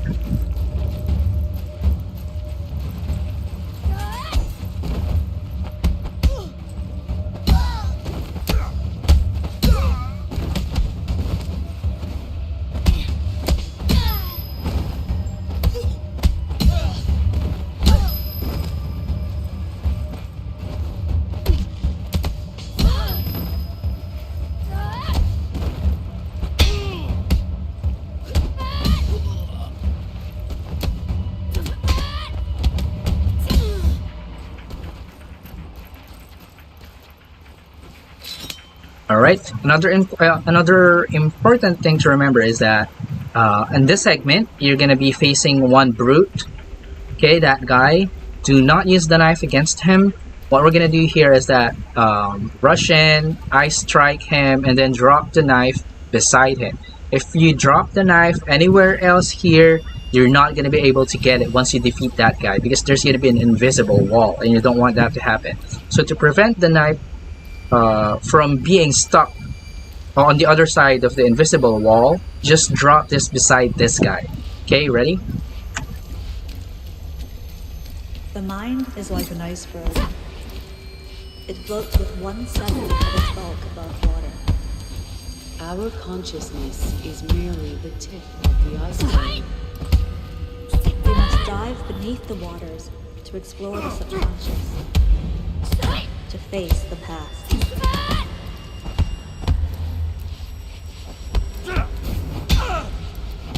There we go. So yeah, by the way, the best way to deal with these types of enemies is that the thing that I have mentioned way back in the club. You dodge the first two attacks so that you'll know what kind of string they're trying to throw. And once you recognize the combo that they're throwing, you can then parry the third attack. So what I did is that dodge, and then parry the third attack. By doing that, you will know how fast you should hit the block button of the third attack once you recognize what kind of combo they're trying to throw. Okay? That's actually one of the best ways to play Sifu. Dodge, and then parry the third attack once you recognize the combo. Right? It's more of familiarization and patience, but you'll get there. So For this one, pick up the knife again and then proceed. So if you can see there, if you drop the knife somewhere around here, you're not going to be able to pick it up because there's going to be an invisible wall that you're not going to be able to walk through. Right? So let's proceed. Okay, this is one of the hardest parts in the museum. You are gonna die here, especially if this is your first time coming here. The two shadow dancers at the end is gonna obliterate you, and there's no way to cheese it. There's no good strategy to actually face them except to actually be just really good. So if you got here, you might want to practice and you might want to be like actually good to beat them. Okay, but for this segment, once you drop down, do not move. Look for the enemy first. There's an enemy here standing still and she's here. But there we go. What we can do here is that since you're holding a knife, you can actually use the knife here, especially if you have level 2 weapon durability. What you just have to do here is to rush in, attack once, and then insta-kill. Just like that. For the next segment, I'm not gonna talk. Just watch which ones are the enemies because they are hiding somewhere here. Okay?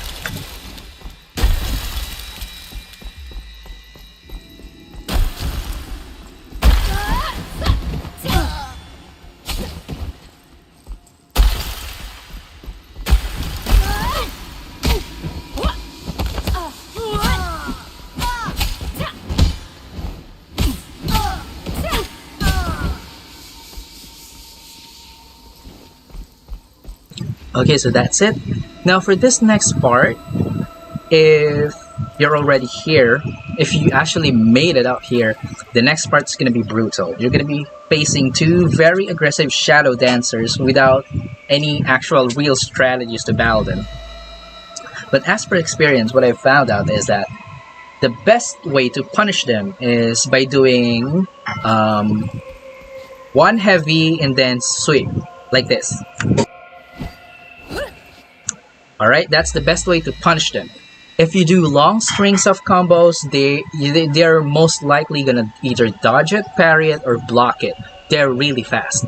So once they throw a string and then they're open, just punish with one heavy and a sweep. Then ground pound. That's it. Their attacks are relentless, they're really fast. So yeah, good luck. But I'm gonna show you how I deal with them anyway. And then how I will save the knife. Okay, so there's actually two cylinders in on the next room.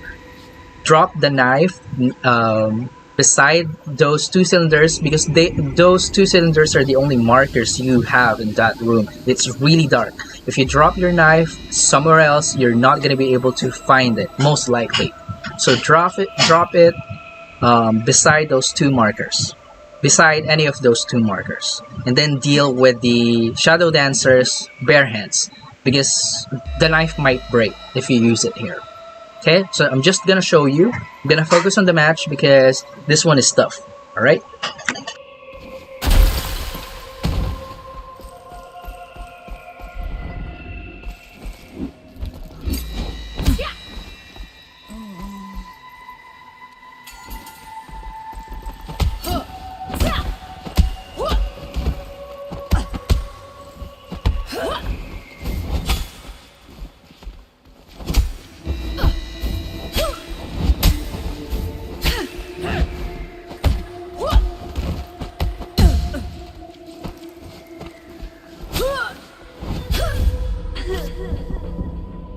You see that?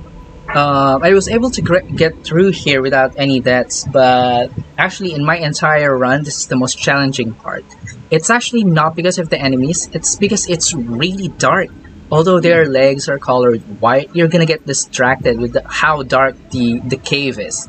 So yeah, I haven't really found any way to cheese this part. The only way to really beat these two is to get good. Okay?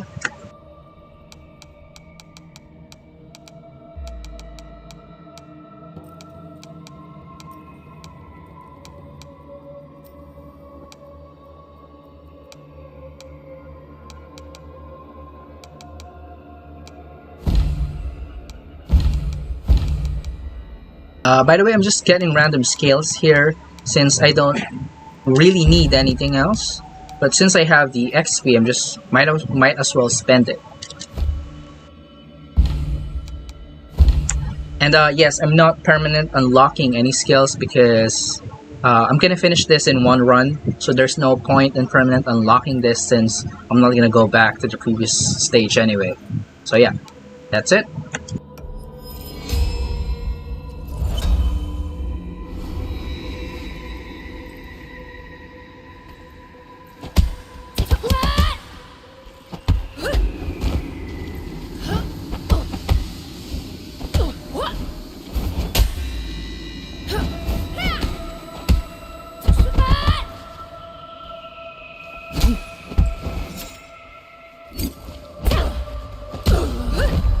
There we go. Now I drop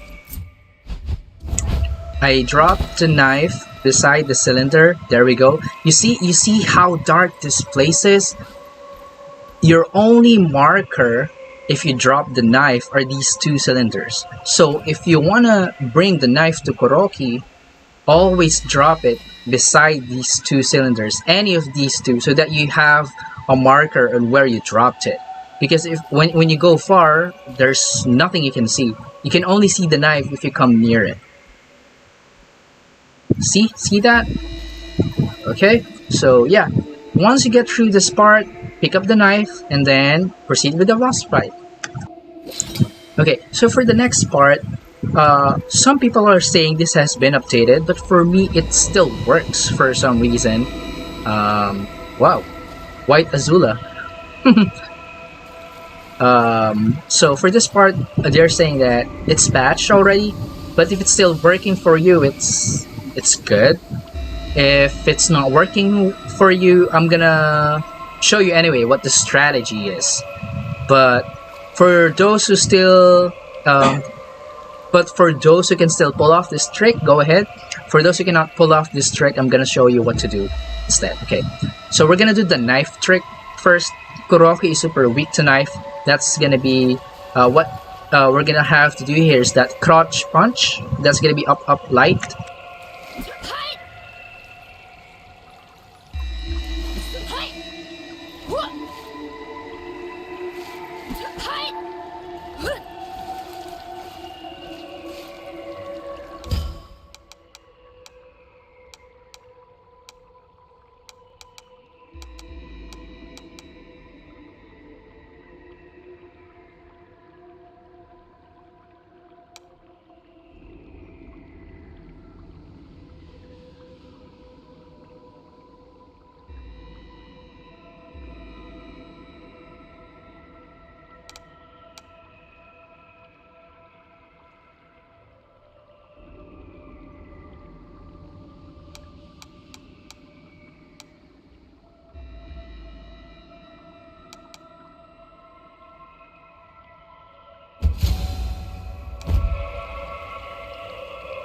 Alright, so for that one, I picked Focus Regain because I'm just going full offensive. If you guys are newbies, get Structure Reserve instead, rather than getting the upgrades that I got in the Dragon Shrine. Structure Reserve will give you more. Structure Reserve will let you guard more damage, while Health Gain on takedowns will give you more health whenever you take down an enemy. So yeah, that's very good for beginners, but if you already get the hang of dodging and then parrying, a Focus Regain and Structure Regain are better to pick. But then, let's proceed.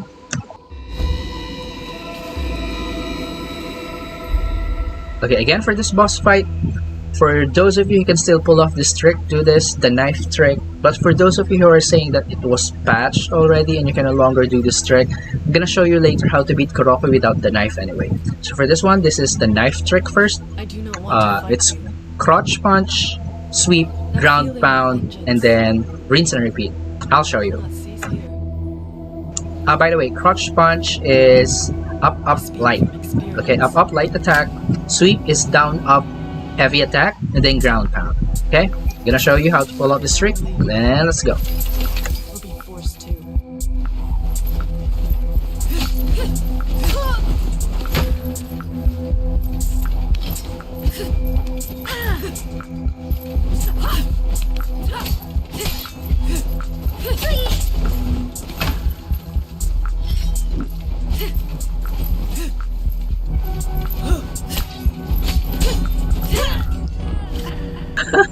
I was too focused on pulling up the trick, and I actually forgot how to dodge. But yeah, I'm gonna do it again.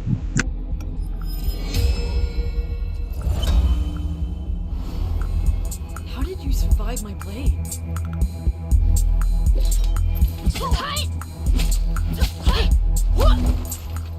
This is it.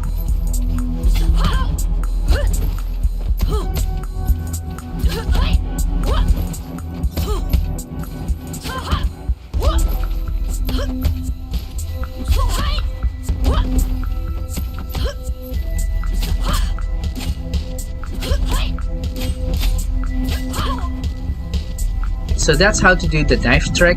Now we're gonna beat Kuroki without the knife trick, for those of you who were saying that the game has already been patched and Kuroki is no longer weak to knives. This is how to beat her. Okay, so she's really brutal at short range. So what you're just gonna do is that dodge away, once she finishes her string, punish, and that's it.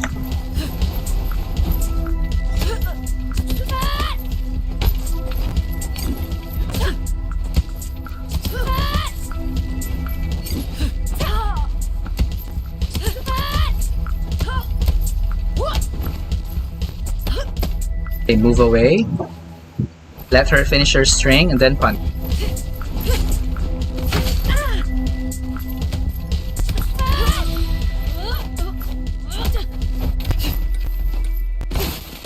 know 100 ways to kill you. You should have run when she gave you the chance.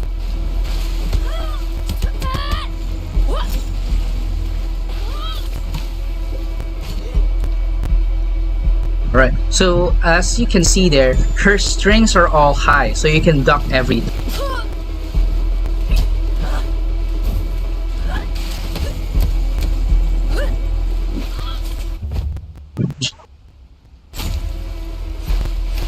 Bring it on.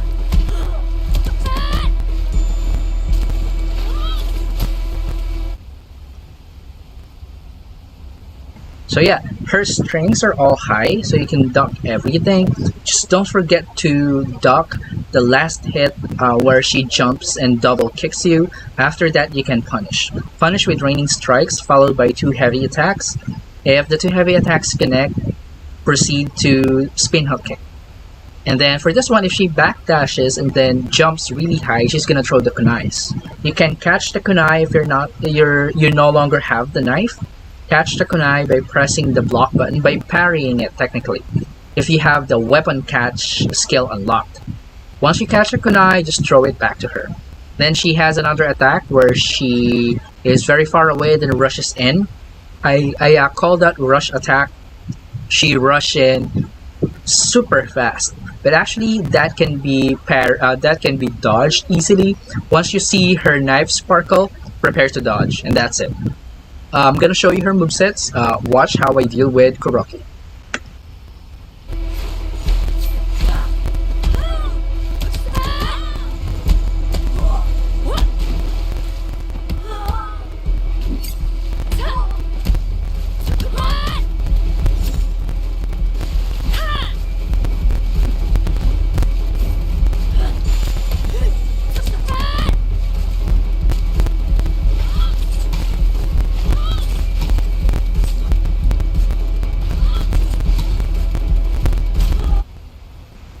Right, see what I did there? I ducked all of her strings. Once she jump kicks, just duck that one as well, and then you can punish. Raining strikes, 2 double attacks. If 2 double attacks connect, spin hook kick, and then ground counter.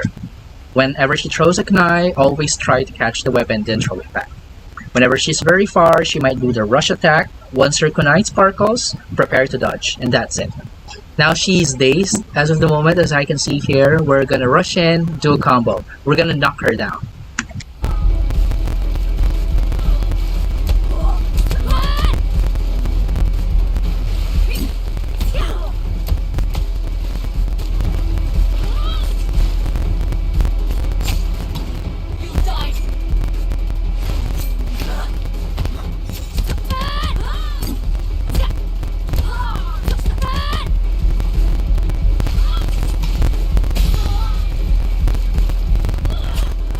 And that's the museum. Actually, first phase Kuroki is harder than second phase Kuroki. If you're able to do to beat the first phase without any problem, you're not gonna have any problem with the second phase. Everything is high. Just duck everything, and then you'll be good. Just get good with parrying the kunai, or catching the kunai and then throwing it back. Just knowing when to dodge or when to duck. Kuroki's attack is the key here. When her kunai.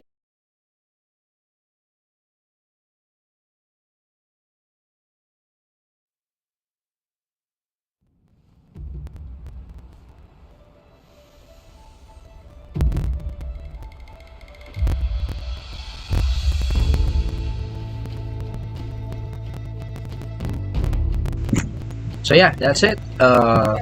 Again, some pointers to remember when playing against Kuroki. First phase is brutal at close range, so don't fight in the close range. Let her strings finish first. Once she finishes her strings, rush in, punish, that's it. Second phase, everything is high, duck everything, especially the jump kick at the end, then punish. Once her kunai flashes, prepare to duck. Once she approaches, then punish. Her kunai is very weak, actually, to be honest. Once she throws the kunai, prepare to catch it and then throw it back. That's it. First phase is harder, second phase is easy. If you're able to get through the first phase, congratulations, you have been in Kuroki already. Right, now we're gonna proceed with the tower.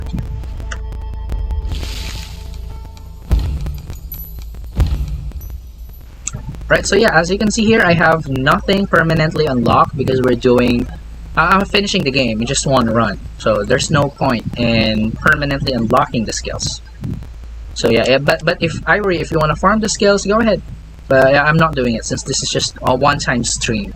So yeah, let's go.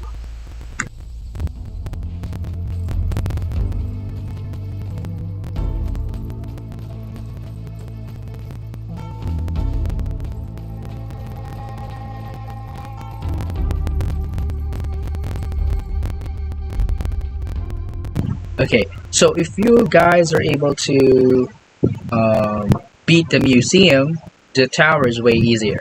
So you're in a good position.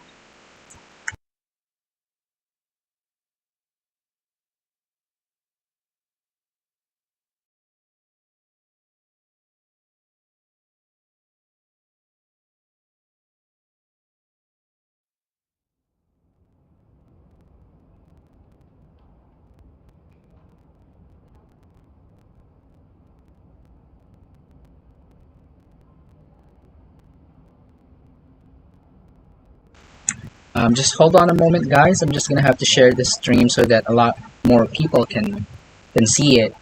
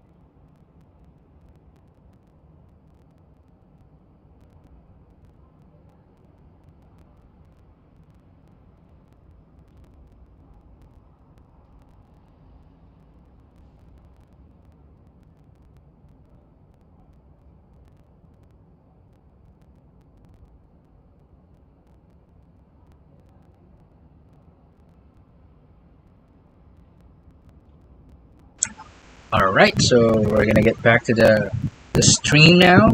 This is the tower. So for this stage, there are actually a lot of tricks here that are hard to pull off. So what I'm gonna do here is that I'm just gonna try to pull off the trick first, or I'm gonna inform you the trick before doing it. But while doing it, I'm gonna keep silent and just continue. I'm gonna keep silent and then do it. Then I'll explain to you later what happened. Okay, let's go. Alright, so for this first part of this, the tower, you can actually not fight these guys.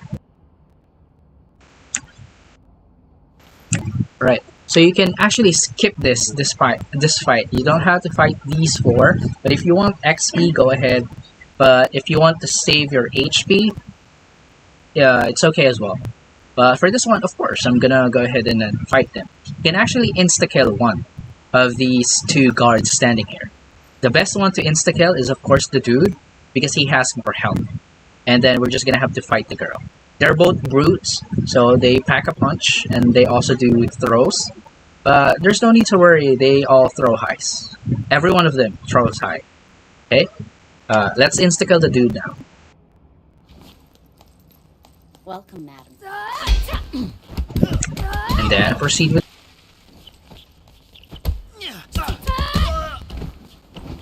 You should have stayed at home.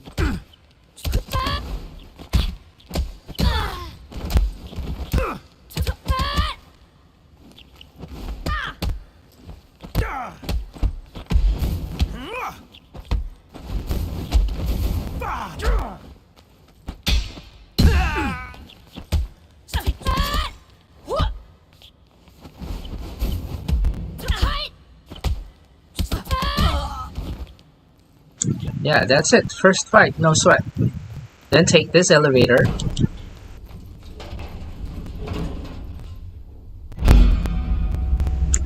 Okay, so here is the first trick of this stage.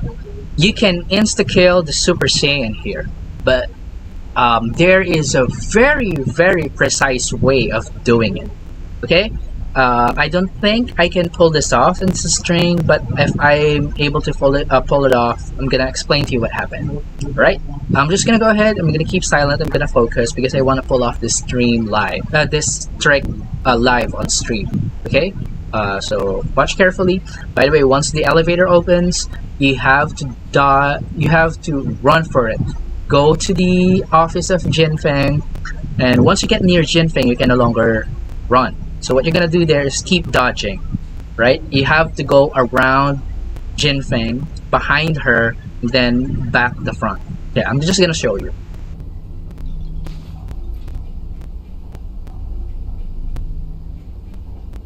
Don't be shy. Come closer, so I can get a better look at you. Look at your face. Not even a scar.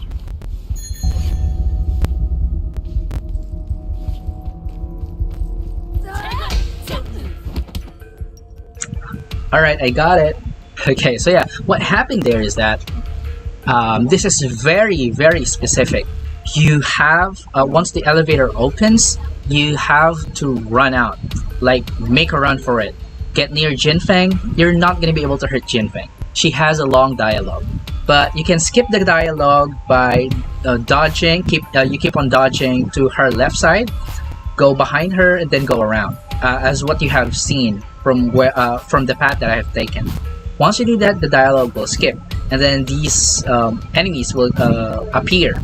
Okay, this one that I just took down is an elite, really tough enemy. But if you're a newbie, she's really tough. But if you're a veteran, there's no problem at all. But if you wanna insta kill this one, you have to take the path that I have taken. Okay, so once Jinfeng disappears from the table, you look straight here at the elevators, then they will appear. You count the steps that this elite is gonna take. Once she takes 3 steps, that's the time that you're gonna make her run for it. Run for it, and then slide at the very last moment before she turns Super Saiyan, before they aggro. Because at this moment, they are not still in fighting position. Okay? If you're too early, your slide will not make it. It will miss. But if you're too late, your slide will just knock her down. At worst, this elite will parry your slide. But if you make it at the very perfect moment that you make a run for it, okay, so you run at the first 3 steps this elite takes, okay? If you time it perfectly, you can insta-kill this elite. This is a very hard trick to pull off, but once you learn it, I discovered this, by the way, and I'm really proud of it. So yeah, once your slide hits at the very perfect moment, you can insta-kill this elite. And that's what I did here. Hard trick to pull off, but very worth it to try.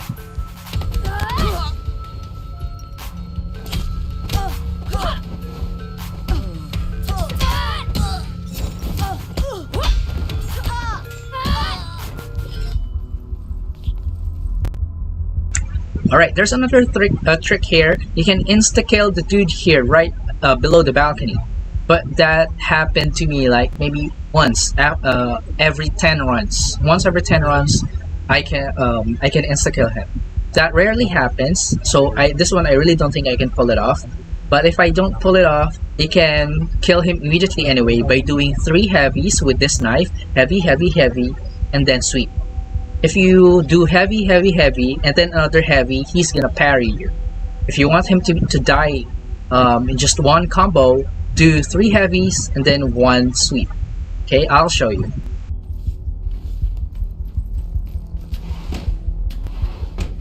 Everyone into position.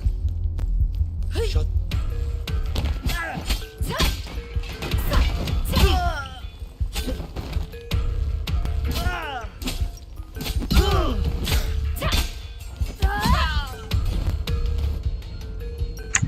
Alright, he actually went down faster than I expected. So that's the first dude that I attack. If he doesn't die with 3 heavies, sweep. If you don't sweep, he's gonna parry it.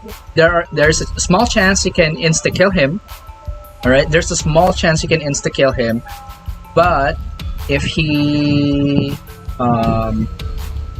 if you failed on insta-killing him, just do heavy, heavy, heavy, and then sweep. Now for this part, only the fatso's left. Since you have a knife, just insta-kill with charge stab, right? I'll show you.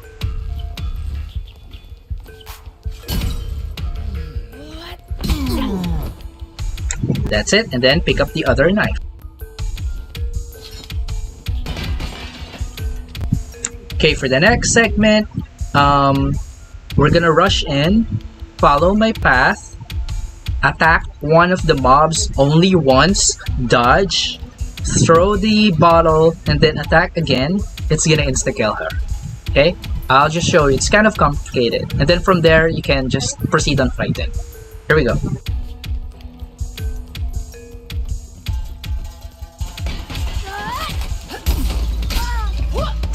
See that? That's what I meant by insta-killing her. You run that path, attack once, throw the bottle, attack again, and then execute. Are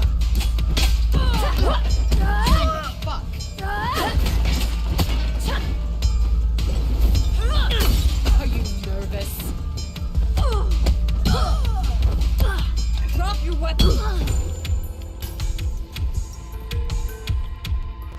I unintentionally threw the knife. We're actually gonna need that to insta-kill another enemy. So, where is it? Ah, okay, there we go. Do not do that, okay? We can insta-kill another enemy here. Okay, before proceeding here, it's important that you have at least 1 bar of focus so that you can ice strike and then insta-kill the next enemy. It's an elite, by the way. If you don't kill her, you're gonna have a hard time fighting this huge number of mobs with 2 elites. So we're gonna dispatch one of the elites this way. Watch. I see.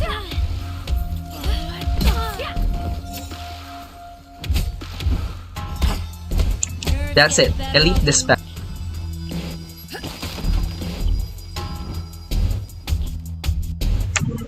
Now there is another elite here.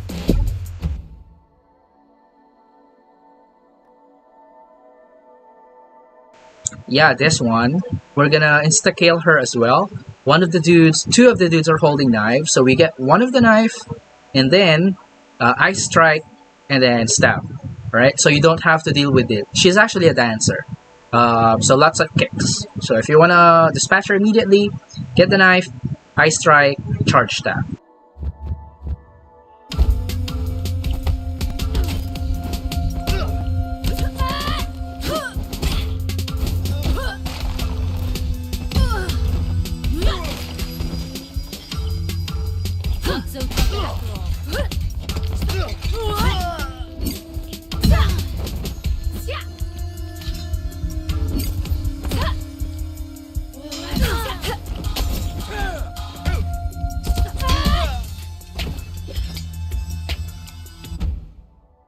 Okay, I was actually wrong. This one is actually the elite. So yeah, we've managed to kill her anyway. So yeah, charge stab and then ice strike and then charge stab. As you can see here, the reason why you lose the knife is because the knife remains in their body or something like that. So yeah, if they don't want to deal with the dancers here, just stab them, insta-kill them using ice strike and then charge stab. Okay, let's proceed to the next part.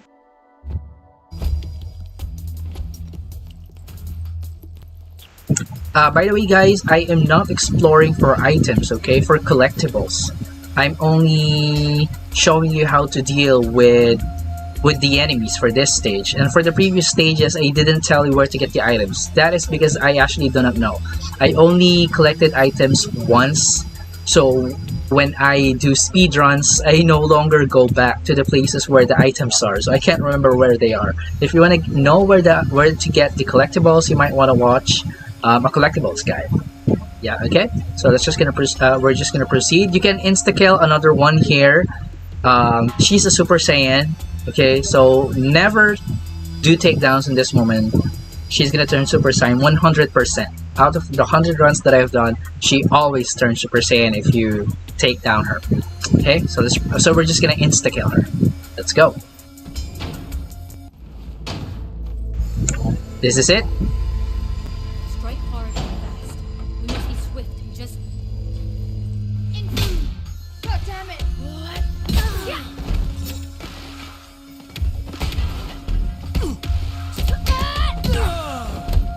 You should have stayed at home.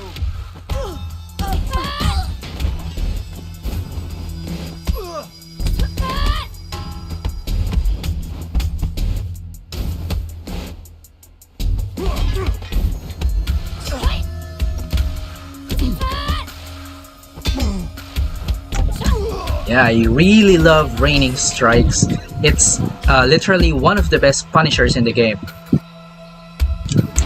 It hits fast, and once the combo starts, the enemy will eat the entire string. They can only dodge the attack if they dodge the first string, but if the first string hits, they take the entirety of it. Raining strikes number 1.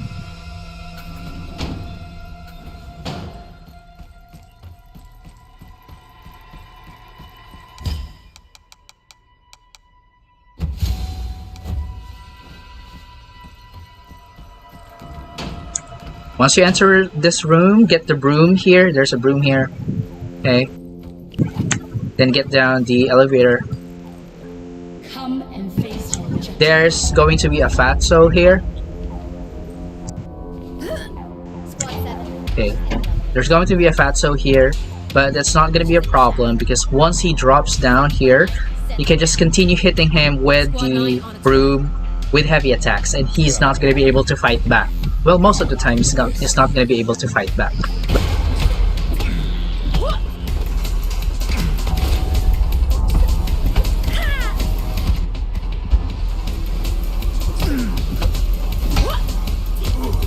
That's it, just all heavy attacks. And then there are going to be 2 ninjas.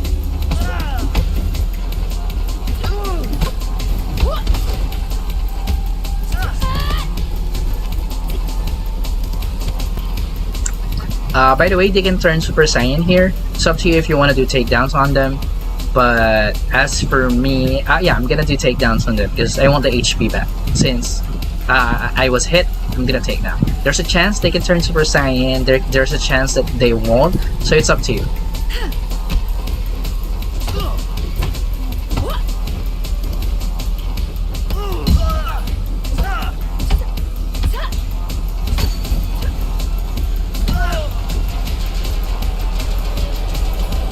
And there we go. We're going underground. We're almost to Jinfeng. Compared to the museum, the tower is actually really easy compared to the museum. So if you got through the museum, you can get through this. You can get through this stage. Now there are several enemies that we can take down here, that we can insta-kill here using a knife. So pay close attention.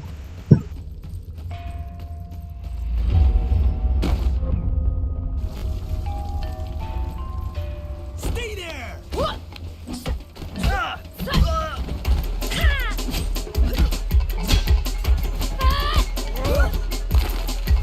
Fight me!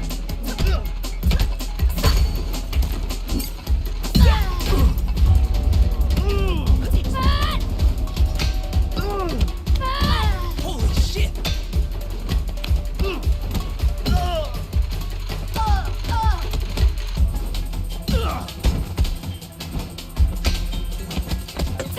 After this fight, get the knife. We're gonna do our first insta-kill in the underground.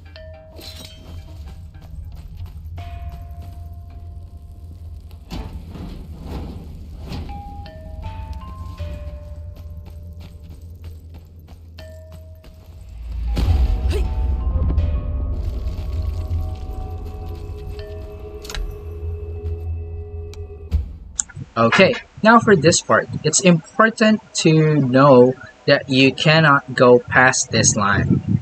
See this line? You cannot go past that, or else she's gonna attack you, start attacking.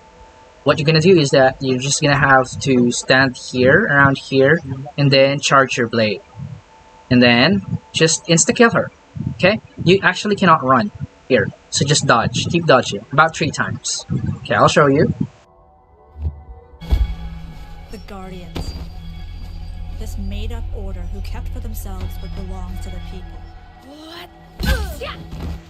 And that's it. That's how you deal with her.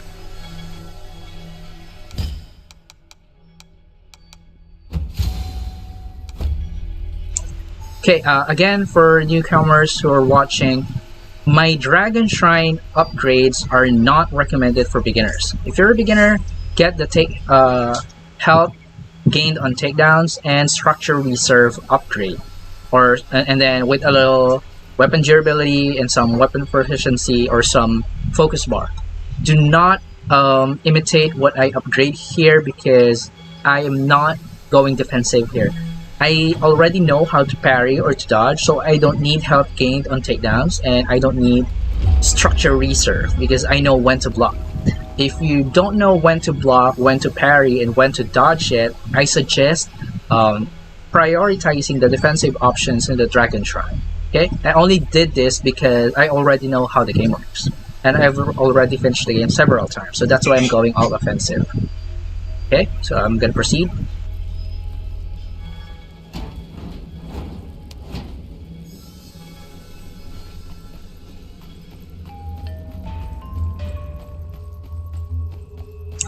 Alright, for this one, actually once you drop down, you're gonna have to charge back fist in this spot.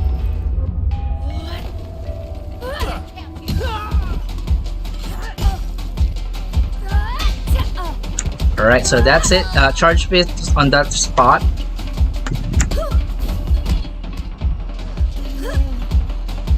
Charge fist on that spot to insta-kill the first mob, and then throw the brick, and then hit the mob who got hit by the brick to insta-kill that one as well.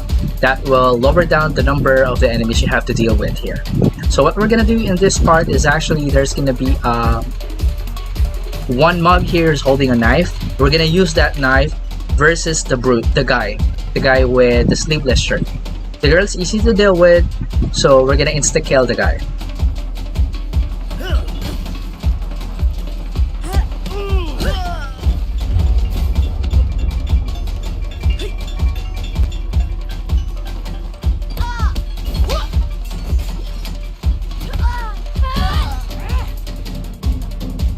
Okay, we got the knife. Now we're gonna ice strike the guy and charge that.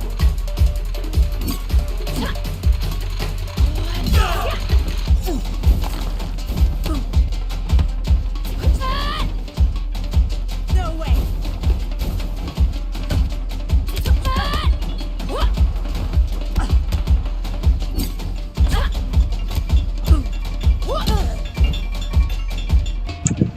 that's it. That's how you deal with this part.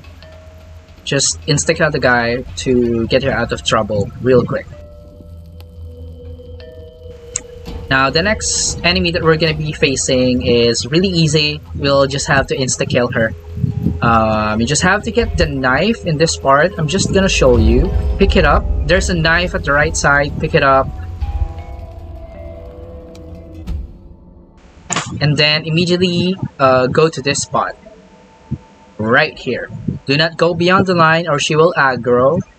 Just stand here, charge the knife, and then insta-kill her. The knife is here, by the way.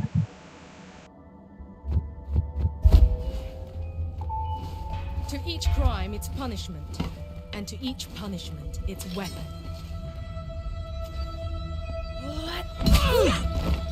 And that's it. You don't have to deal with her anymore. Then there's a knife here, and this is actually the knife that we're gonna bring to Jinfeng. We only have 3 enemies left to fight, but they're all noobs. So when fighting them, drop the knife and then just kill all of them and then pick up the knife again.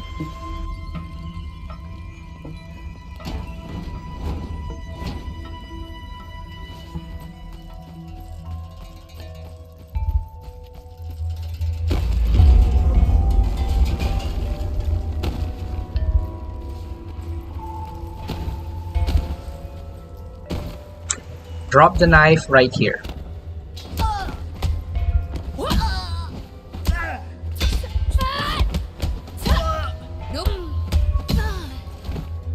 Alright, so that's it. The boss fight is next. The reason why we dropped the knife right here is that there's one run where I dropped the knife right here and the mobs kicked it and the knife fell down the cliff and I lost the knife.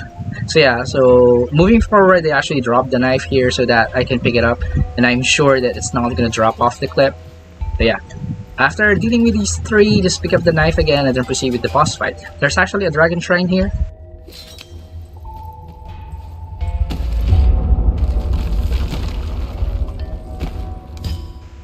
Right, pick whatever you want. For beginners, I recommend Structure Reserve and Help Gain Untitled Chapter. Again and again, I'm gonna say that again and again. But for me, I'm gonna go offensive, so Focus Reserve.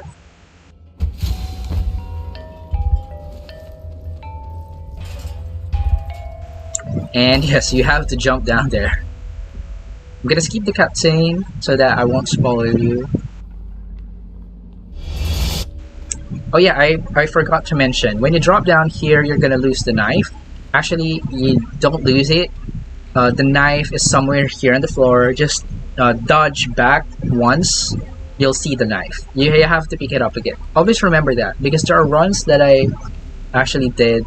When I dropped down here, I thought I was holding the knife, but then I was shocked that I am actually not. And then I remember that dropping down here on this stage will have you drop the knife on the floor as well.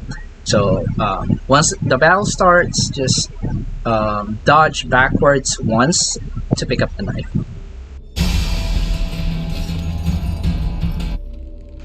And there we go. Jinfeng is actually really easy. Her attacks are all high, high, low, so dodge accordingly.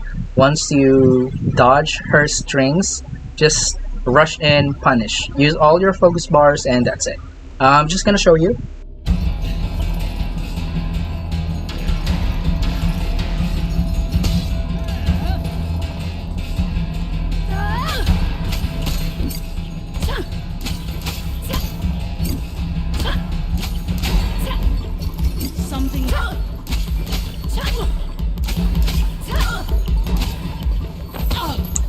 That's it. If you are focused on offensive, you have 3 focus bars. If you used it all on her at the first phase, she's not going to be able to fight back. That's how easy she is. Second phase is the same. High, high, low. Dodge the high, high, high, low, rush in, attack. That's it. Way easier than Kuroko.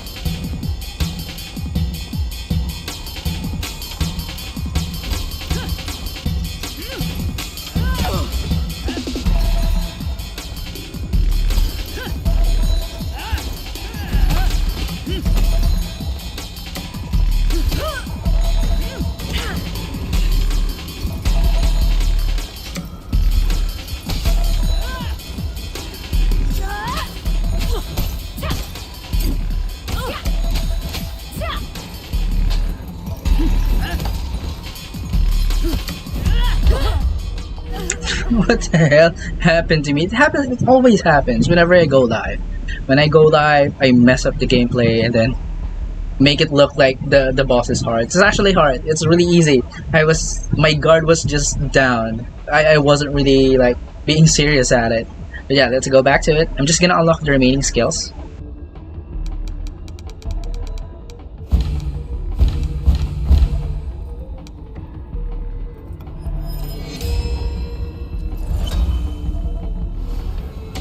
I suspect you.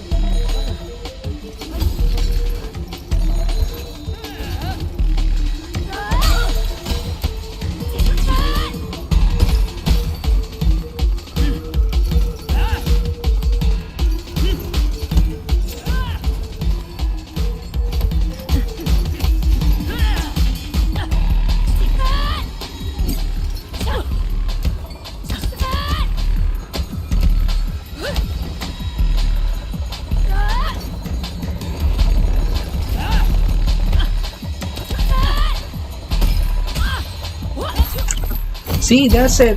She's really easy. I really didn't have to die back there. I was just like, I have this, feeling that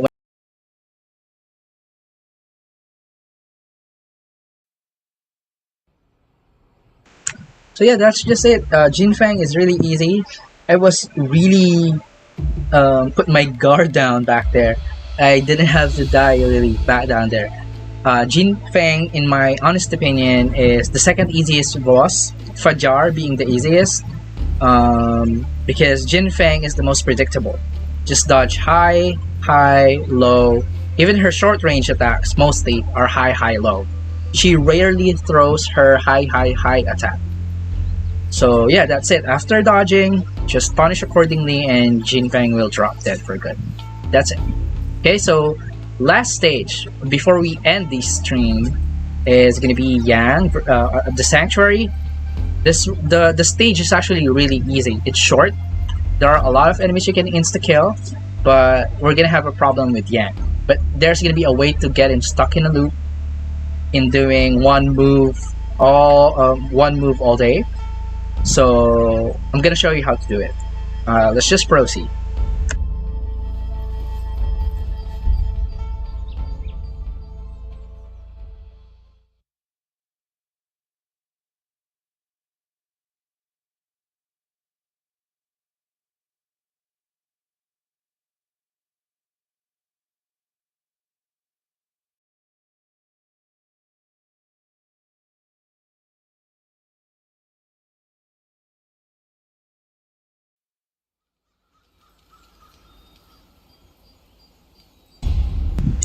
Alright, here we go. This one is easy. The museum is actually the hardest stage. So we're just gonna finish this one real quick. I'm just gonna show you where to get the shrines, which ones to insta-kill, and how to defeat Yang. Let's go.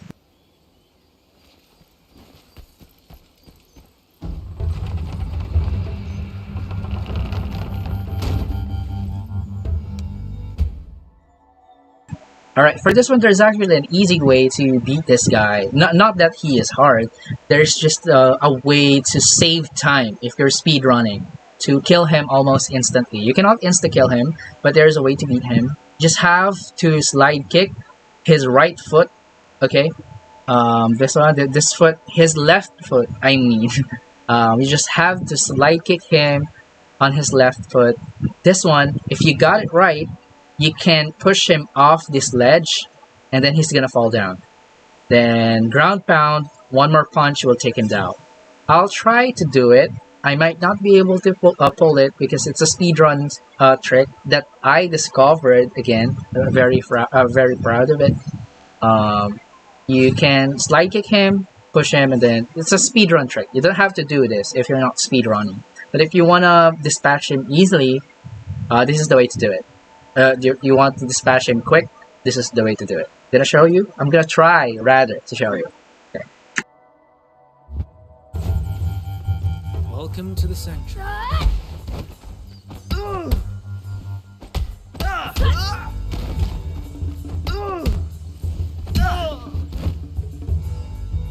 Alright, I was actually able to pull it off. So yeah, that's it. That's how you do it. Once you enter the next room, don't hit anyone. They're not gonna attack you. Those girls are a friend. Greetings. Can I help you, madam? Yep, this girl is friend. And this one as well. You don't have to hurt them. Please don't. Okay, next segment is gonna be the kitchen. This one's brutal for beginners, but since you've already you made it through here, you made it here already. By now, I think you already have a decent strategy in fighting. So this is not supposed to be a problem for you. But there's actually an easy way to deal with this stage, and I'm gonna show you. There are 2 knives at the back, so you already know what to do. Insta-kill 2 of these. We're gonna insta-kill the Burning Disciple that's wearing a kitchen uniform and the Fatso. So these 2. We can dispatch them instantly. Okay, let's go.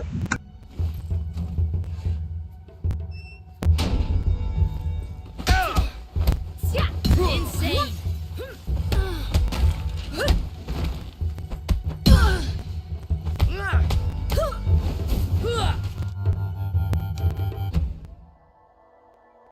Okay, so this is the Burning Disciple that I have mentioned. Why did I call her a Burning Disciple? She has the same moveset as the 2 fighters before Shan boss fight. Remember? See that palm strike? They have the same moveset. So she's actually a Burning Disciple. This one is a normal mob. Just dispatch him. Once you dispatch him, make a run for it. Make a run for it here.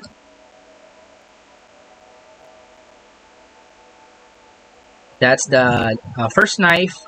This is the second knife. So make a run. Once you deal with the white-haired dude, get the knives, insta-kill this dude, insta-kill this woman. The reason why we're going here through the kitchen, this area is actually optional, but the reason why is that we need the Dragon Shrine. For this stage, all upgrades must go to structure because you cannot focus Yan. Weapons, we're not going to use weapons versus Yan, so it's all use this. Weapon proficiency, use this. Focus bar, use this. Only structure. Okay, so let's go. Pathetic! You can barely keep up.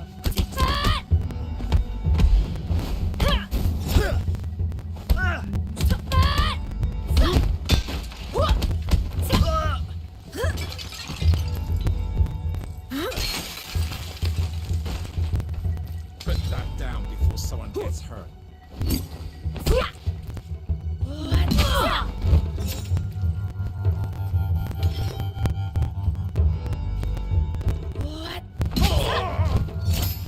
That's it. You don't have to ice strike Fatso because he can't dodge. We only we used ice strike on Burning Disciple because she's most likely gonna dodge the charge stab, and she's aggressive. You're not gonna be able to charge the knife. Okay, then proceed. Shrine upgrade structure.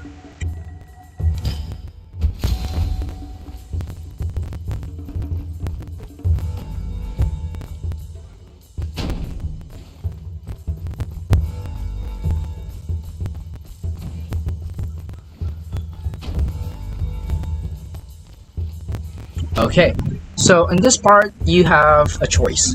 Either you go straight through this hallway and go left. That's actually the right way. Or you go right going up the stairs. And there are 3 enemies here. If you want more XP, go through here.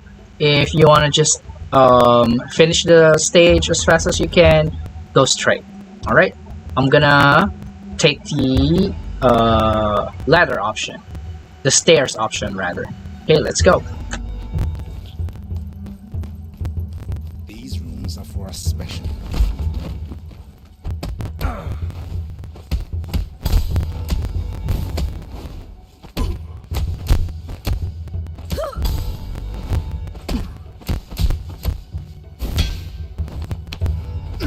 Okay, so if you can notice there is only one combo that I did versus that Fatso. That's the backbreaker. That's heavy, heavy, light, heavy. Why? Because for my runs, out of all the runs that I've done, Fatso, this Fatso here specifically is so weak to that backbreaker. it cancels his attacks most of the time, and he cannot like really react to it. So if you want to deal with this fatso real quick, just do backbreaker again and again. Heavy, heavy, light, heavy. If he's gonna throw you, dodge. But yeah, as what you have noticed there, that's how quickly I can deal with this fatso. Backbreaker, that's it. Now run straight here because you can insta-kill 2 enemies. One might go Super Saiyan, but that's a low chance. If he does go Super Saiyan, just dispatch him. If he does not, that's free XP. Let's go. Come forward. Please, be my guest. So yeah, that's it. Now we proceed. So for this part, if you have focus, you're gonna have to use it. Let's wrap up today's lesson. I need to greet our guest.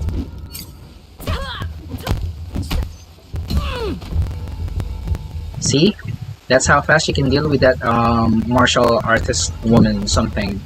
I strike 2 heavies using a broom. Well, it will push her and then she will die like a baby. But yeah, that's it. Proceed. Now we're gonna be facing 2 dancers here. If you have the shortcut, you can open this door. If you don't, you have to go through this door. And this door has 2 dancers in it. But you can dispatch one as fast as possible, and the other one just have to fight. It's not that hard. It is an honor to meet you.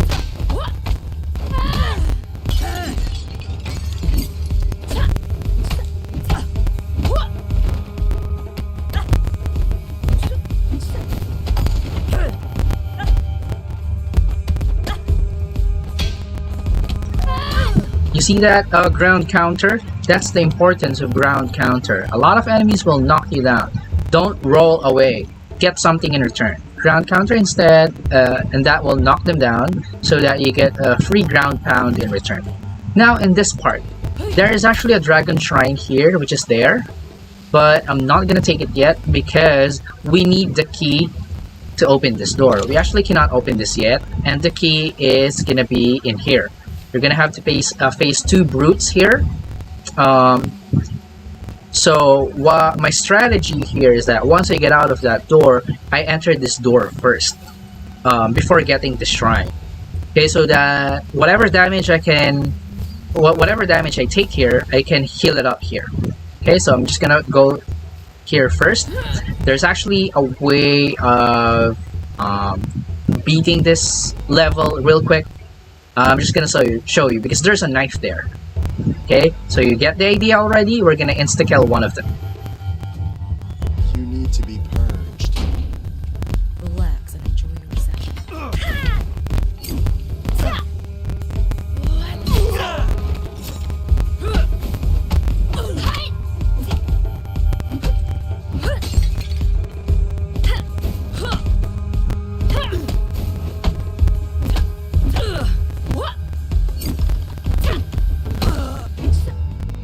There we go. You don't. If you're gonna be fighting them head on, especially if you haven't been in the game yet, and you're not really that good of a fighter yet, you're really gonna have a hard time because these 2 aren't Fujobers. They're very strong unless you know how to deal with them.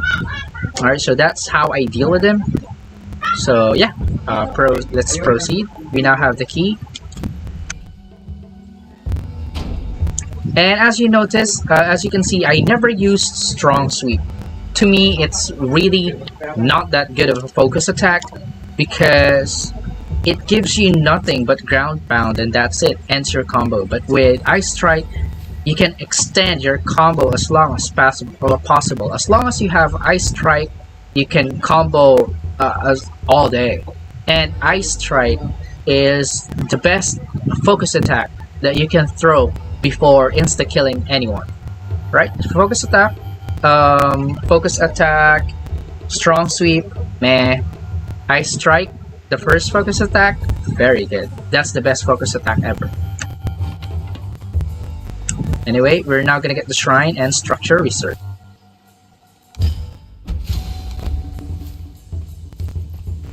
Okay, so for this part, we can insta-kill one enemy.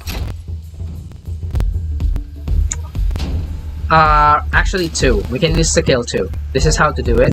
The journey of 1,000 miles. May I help you, madam? He's gone Super Saiyan. Too bad. There's actually a chance that he won't go Super Saiyan.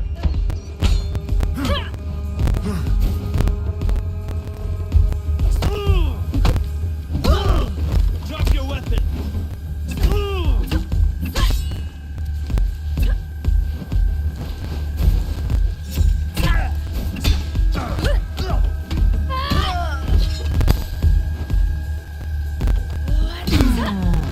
So yeah, it's supposed to be two insta-kills. When you run here, you're gonna have to insta-kill the guy here, the guy that came from here first, because if you hit him, it's an insta-kill. There's a chance he turns Super Saiyan, and he actually did on this run. But on my previous runs, he didn't. Some of the runs, he doesn't turn Super Saiyan, but if he does, just dispatch him quickly. Then next, we're gonna insta-kill this Fatso using the knife that this Super Saiyan is holding. You don't have to ice strike him because, again, Fatsos can't dodge. Now what we're gonna do here next is that pick up this brick.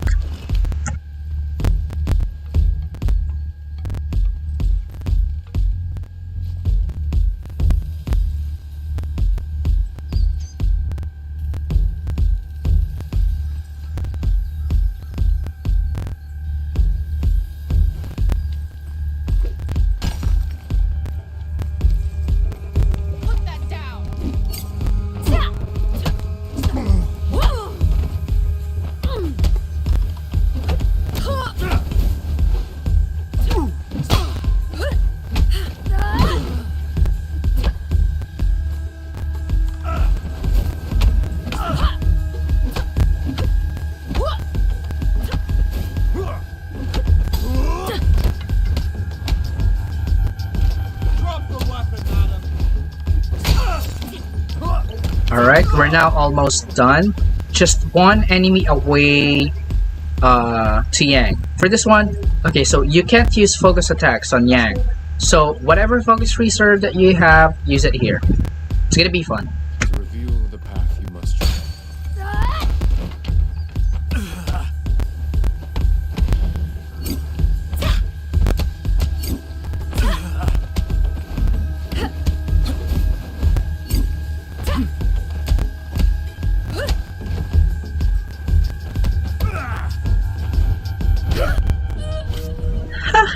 Die there again.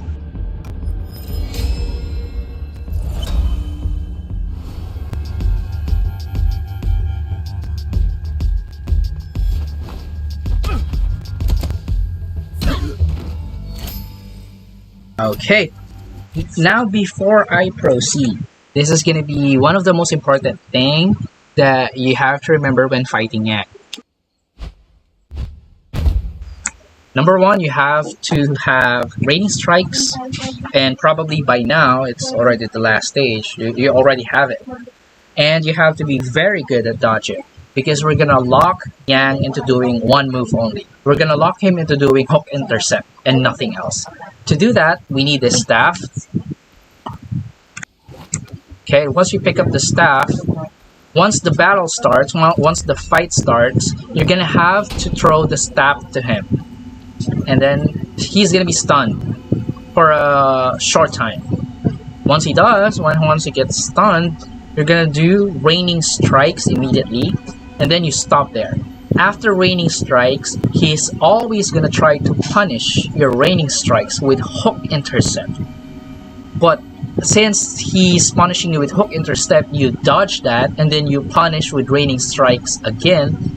He's gonna try to punish you again with hook intercept. See what I'm getting here? So Yang's punisher for your raining strikes is hook intercept, and your punisher to his hook intercept is raining strikes. So there's gonna be an unending loop.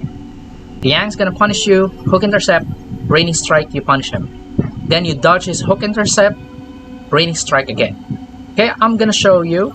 In actuality, I'm actually not gonna talk on this part because then again, my mic toggle is in the keyboard. When I press the mic toggle in the keyboard, I cannot press anything on my controller. So yeah, that's actually one of the reasons why I keep dying in this run, for Pete's sake. The game's easy. But yeah, let's do it. Dragon Shrine, again, the only upgrade that's gonna matter here is the structure reserve. Because you cannot use Focus on Yang, and we're not gonna use the weapon versus Yang. Okay, let's go.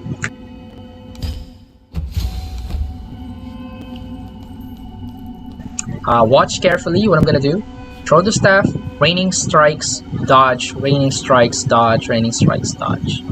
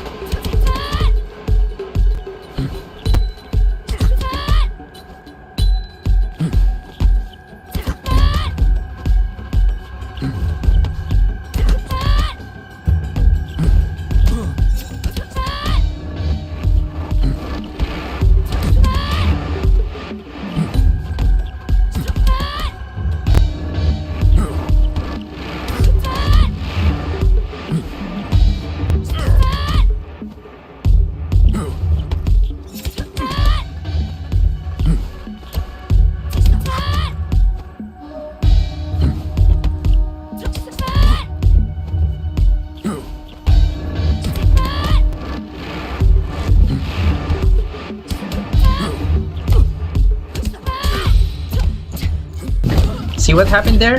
That's the unending loop. He's gonna try to punish you, but you dodge it, and then you try to punish him.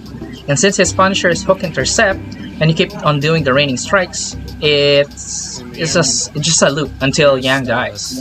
Now for this one, there's still a loop, but after raining strikes, you extend it with 2 heavy attacks and then 2 weaves, 2 ducks. You duck 2 times and then punish again with raining strikes, and the loop goes on. Will you fear death? Okay, let's go.